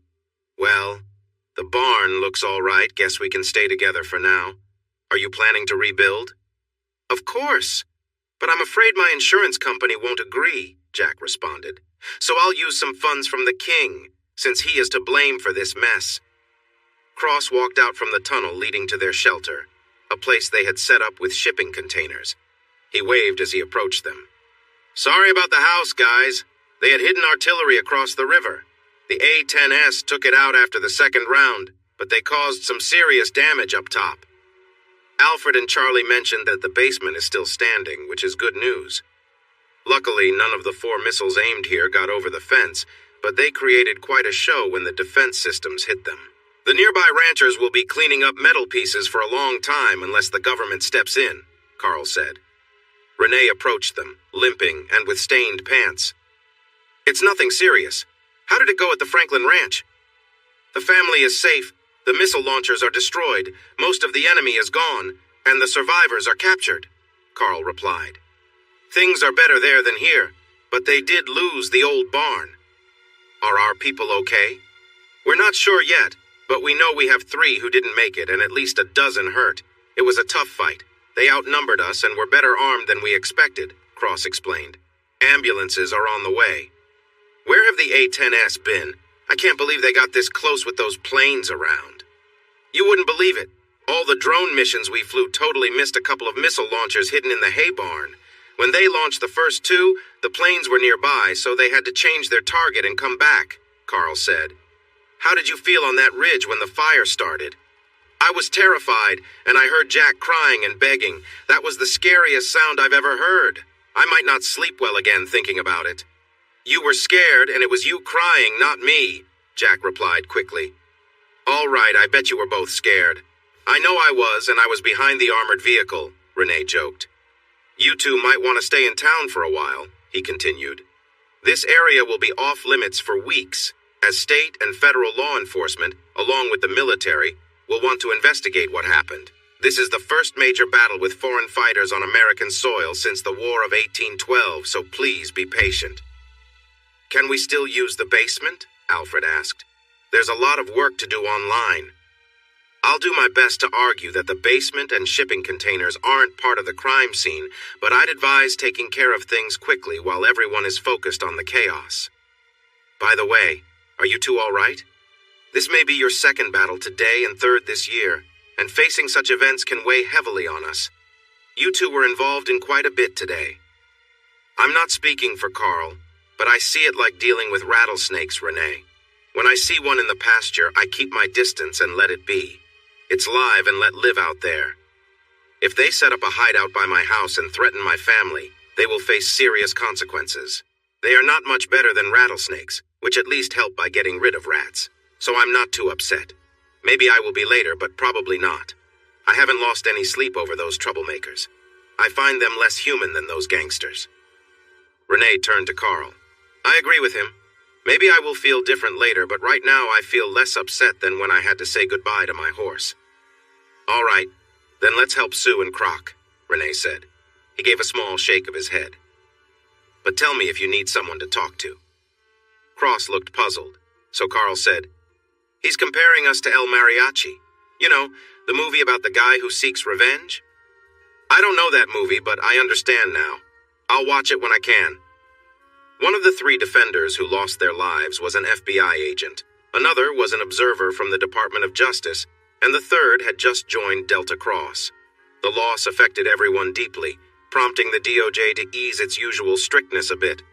Losing their own made things more personal, and they did not need to follow all their usual rules during interviews of those captured. They also took their time to secure the area because they were aware of the basement. Alfred sent out information about King and his associates just as the first shots were fired. The chaos in Washington quickly reached the federal agents in Cowtown. The details were sent from various servers worldwide, which kept the media from targeting any one place for interviews. Instead, they all rushed to Washington, adding to the chaos there. Before they left the basement, Mule passed along a flight plan for a corporate jet traveling to Mexico City from Bourne, Texas.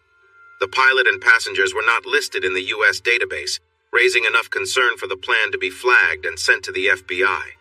Mule caught it and shared it with her partners on the ranch. There are 2 women and 3 men, including the pilot. Do we have any information about the plane?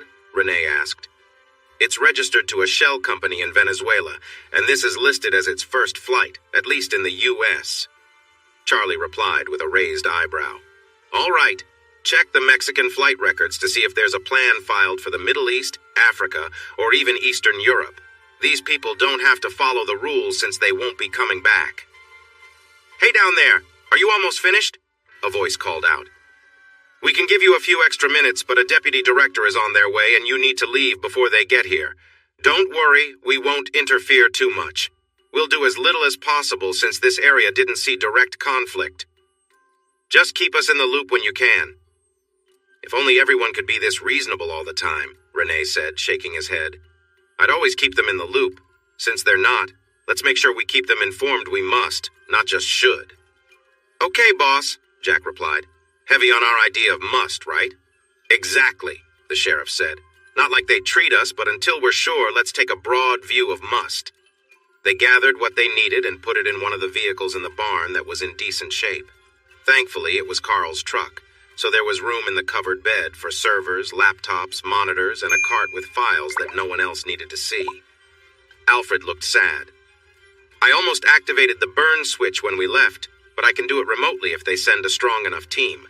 I hope they don't, though that is my creation, and I really like it.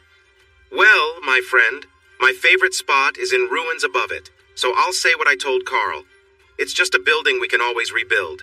Plus, once we know no one is following us, we're heading to Happy Place too. Really? Oh, that sounds great. I could use some fresh air and seafood, Carl said enthusiastically. You guys need to drop me off in town then. I have a mountain of reports and a ton of interviews to get through. I don't know where you've been, but remember, they have resources, so expect them to come looking. They better hurry, or we'll be at Happy Place 3. Renee laughed, but warned, You might want to talk to them, Jack. You don't want them finding all your favorite places. Tomorrow afternoon is fine, but not today, tonight, or in the morning. We have things to do. A little over 2 hours after dropping the sheriff in town, they were at a table full of seafood at King's Inn on Baffin Bay. After an hour and 2 beers, Carl, Jack, and Abraham were sitting on the back deck of Happy Place 2, near the rocks on Baffin Bay, having a discussion. Charlie was inside looking into some tricky parts of the web, and Alfred was checking some important records. Alfred found something first. Hey, everyone, you need to see this. Me too, Charlie called from the secure room. They joined Alfred in the secure office. Look at these security tapes from the Mexico City airport. 4 people moving from a business hangar to an SUV. The image is a bit blurry, but isn't that Janice in front?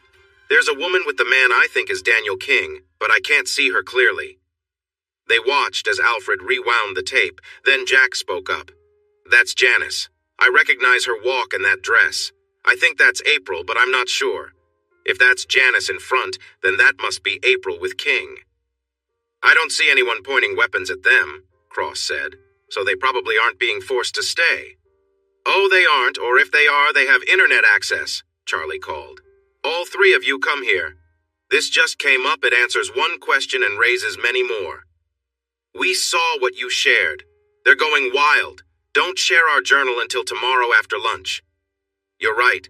They have internet access and are there willingly. But why ask us to share the journals? When King and the Sheik of Araby see those, April and Janice could be in trouble. That message raises other questions, but the biggest one is, what are they planning? None of this makes sense, Cross complained. I agree it makes no sense, so let's focus on what we do know, Jack suggested. What's the global reaction to the King of K Street being revealed? How are the royal families responding? How many divorces are happening, and how many people have been arrested? I wanted to wait a bit before asking, but it's time. Sue, check the websites again while I update everyone, Charlie said. Okay, as of 90 minutes ago, no divorces yet, it's too soon.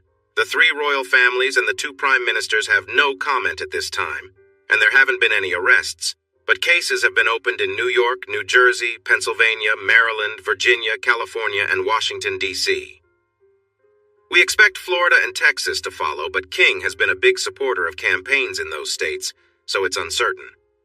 At the request of the DOJ, the president has appointed a special investigator to lead the inquiry, citing concerns about sensitive information and serious corruption. Worldwide, things are chaotic. I won't go into the gossip magazines or the online news sites, but this time it's hard to track the differences between them and regular news outlets. When presented with video and audio evidence of manipulation and pressure on government officials from many countries, clear proof of bribery affecting major decisions, and the involvement of some of the wealthiest people on Earth, they went wild. Add to that the reports of young women being taken advantage of and discussions among the wrongdoers about silencing them, and you can imagine the outrage. It's a frenzy that makes the earlier scandals look minor. If the state and special investigators really take action against those named and shown on video, when do you think we will start to see legal actions? Jack asked the group. It's hard to say, Cross replied, but I think it could start as soon as tomorrow. It will take some time to file the divorce papers, but I bet many top family lawyers on the East Coast will be ready by tomorrow, and a good number in Illinois, Texas, Florida, and California, too. I wonder how many private jets are flying off to safe places right now, Carl guessed. The morning began with bright sunlight sparkling on the bay. Jack sat on the dock, enjoying a cup of coffee he had brewed outside so he wouldn't wake anyone else. He had gone to bed at 11 but woke up at 3 to make sure Alfred and Charlie went to sleep, saying they might face questions from the FBI and needed to be rested. Abraham was looking at news on his laptop with Carl, but Jack took it away and told them to get some sleep too. It was past 7, but he wanted them to rest until at least 9, so he placed all their phones on a table in the shade. Jack's phone rang first. It was Renee. "What's up, Sheriff? That's quite a cheerful greeting for your situation. How much coffee have you had?"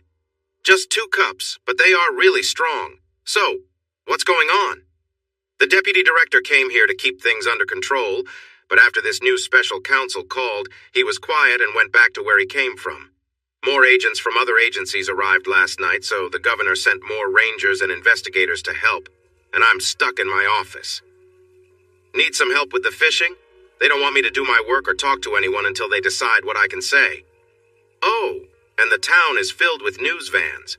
Someone seems to think the issues here are linked to the problems elsewhere. Everyone in Cowtown is getting interviewed because if you can talk, you're getting a chance to share your story.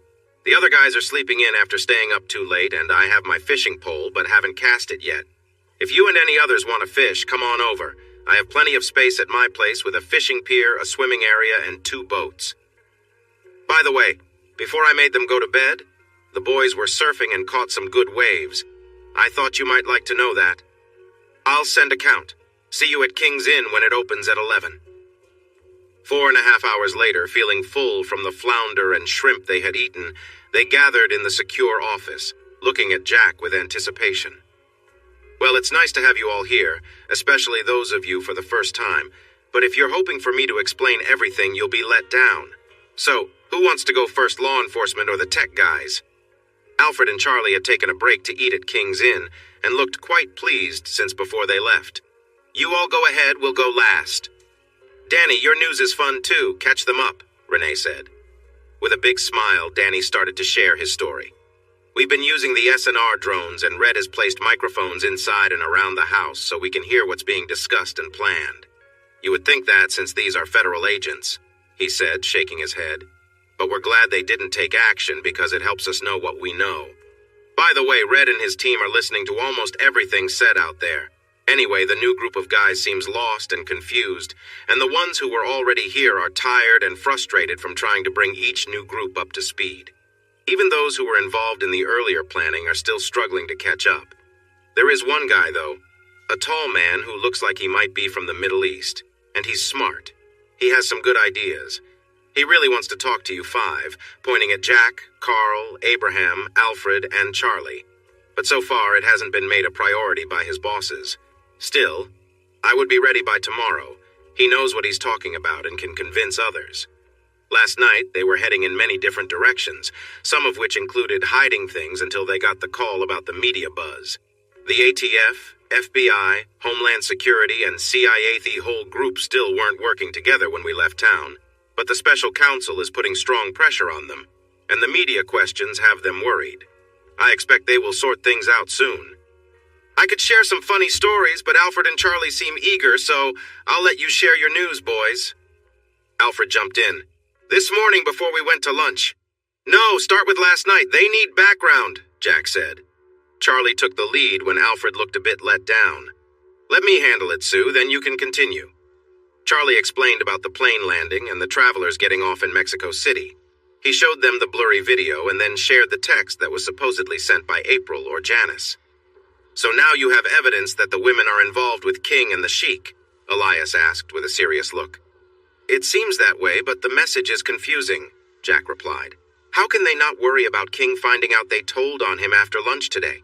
If they are with him, they're in big trouble once he learns the truth. If you let Alfred speak, maybe he can clarify that," Charlie suggested.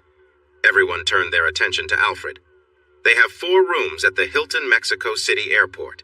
The 2 women are sharing 1 room, and the 3 men each have their own rooms on different floors." Charlie managed to access the security footage.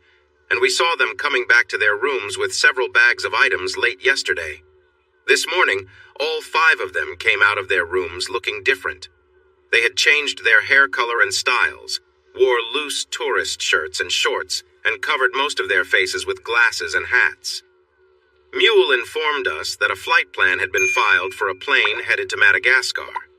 It was set to leave in 4 hours, but it seemed they already left the hotel and were at the hangar, which raised our suspicions. I agree that this doesn't explain why they said they would release the journals after lunch, but maybe they meant they would be in the air by then. Still, when they land... "Have we heard anything else from them?" Carl asked. "Not since we started our meeting. Let me check. Oh, wait. Yes, I see another message on that dark site. Do you want me to read it?" "Definitely." "All right, it says, 'Dearest, no, this one is private. Jack, come over here, it's for you.'" Jack approached the laptop and started reading.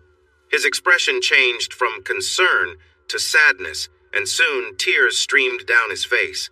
When he looked up, he said, "They don't care about the journal because they think they will soon be gone. They plan to take down the plane while it's over the ocean." He continued, "The rest of the message is an apology to me, Carl, and their friends for what they did while under King's influence, and for taking the easy way out. There's more, but it's personal, and I don't want to discuss it. I will say this. Their willingness to sacrifice themselves to stop King and the Sheikh is clear, but it's not relevant to our investigation. Please print it out and then delete it, Charlie. I don't want anyone else to see it, especially the authorities." "Do you want me to reply for you?" Alfred asked. "No, she said not to, and she wouldn't be able to read it anyway. We've had Mule looking for business jets leaving the airport, but no luck so far. Charlie, can you see anything on the airport video?" "Yes, they just opened the hangar door and are taxiing toward the runway. Should we try to stop them?" "How?" Abraham responded. "Can you access their controls? There's no time to get the local authorities involved to ground the plane. I'm afraid we can't." They all silently watched as the twin-engine jet came to a stop at the end of the runway, sped up, and took off into the sky. It turned east, climbing higher until it disappeared from view. Everyone looked at Jack with understanding, though Carl and the others also had tears in their eyes. Jack quietly said, "Release the journal." It was April's final wish. Alfred turned and typed some keys, adding to the worry of those who had exploited the women, those trying to hide the wrongdoings of the wealthy, and those who would have to look into and charge the new names mentioned in the journal, many of whom were well known both here and abroad. Police officers realized that a story this significant would draw a lot of questions about their work from the media and from the families of the rich and famous. These families would fight hard to protect their interests, using all the resources they had. No one in the FBI or the Justice Department wanted this job, but it was unavoidable. The evening news mentioned a private jet that had crashed into the sea near Negril, Jamaica. The plane belonged to a member of one of the royal families from the Emirates and went down in shallow waters a few miles from shore. Efforts were being made to find survivors and identify those on board. There were no further details at that time. Jack and Carl stayed strong throughout the afternoon, but it was clear they were in pain. Every man there felt it. They tried to hide their feelings by drinking beer and watching the events around the journal, which the media had called the heroic journey of April and Janice. Once again, they were seen as heroes, but this time the honors would be awarded after their passing. When night fell, they moved their chairs to the dock, drank beer, and shared stories about the girls when they were growing up, before their lives changed. They watched the lights flicker on around the bay and the nearby island as they talked. Janice loved looking at the stars almost from the time she was born, Jack said softly, gazing up at the twinkling night sky. I bought her a nice telescope for her quinceañera, and our friends teased me for encouraging her passion. But she loved it, and it helped her cope with the loss of our parents. She even paid to name 2 stars after them, and would try to show me where they were. She quickly got her best friend interested in stargazing, too. By her 16th birthday, they could name every constellation and many stars I had never even heard of, so I bought her an even bigger telescope. She still had it in the attic, or at least she did, until it was destroyed. I never really understood what they saw in the stars, no matter how hard I tried to learn from them, but it did bring April and me closer together and sparked our romance. I suppose I'll spend some money to name a couple of stars after them. Maybe somewhere in the Pleiades cluster in the Taurus constellation, if that's possible. That was their favorite cluster and constellation, Carl added softly. Can I help, brother? Jack looked up at the sky, nodded, and a tear dropped down his face. Thanks for watching this video. Don't forget to subscribe to Infidelity Plus to stay updated with more captivating tales of infidelity and payback. Turn on notifications so you're the first to see our latest content.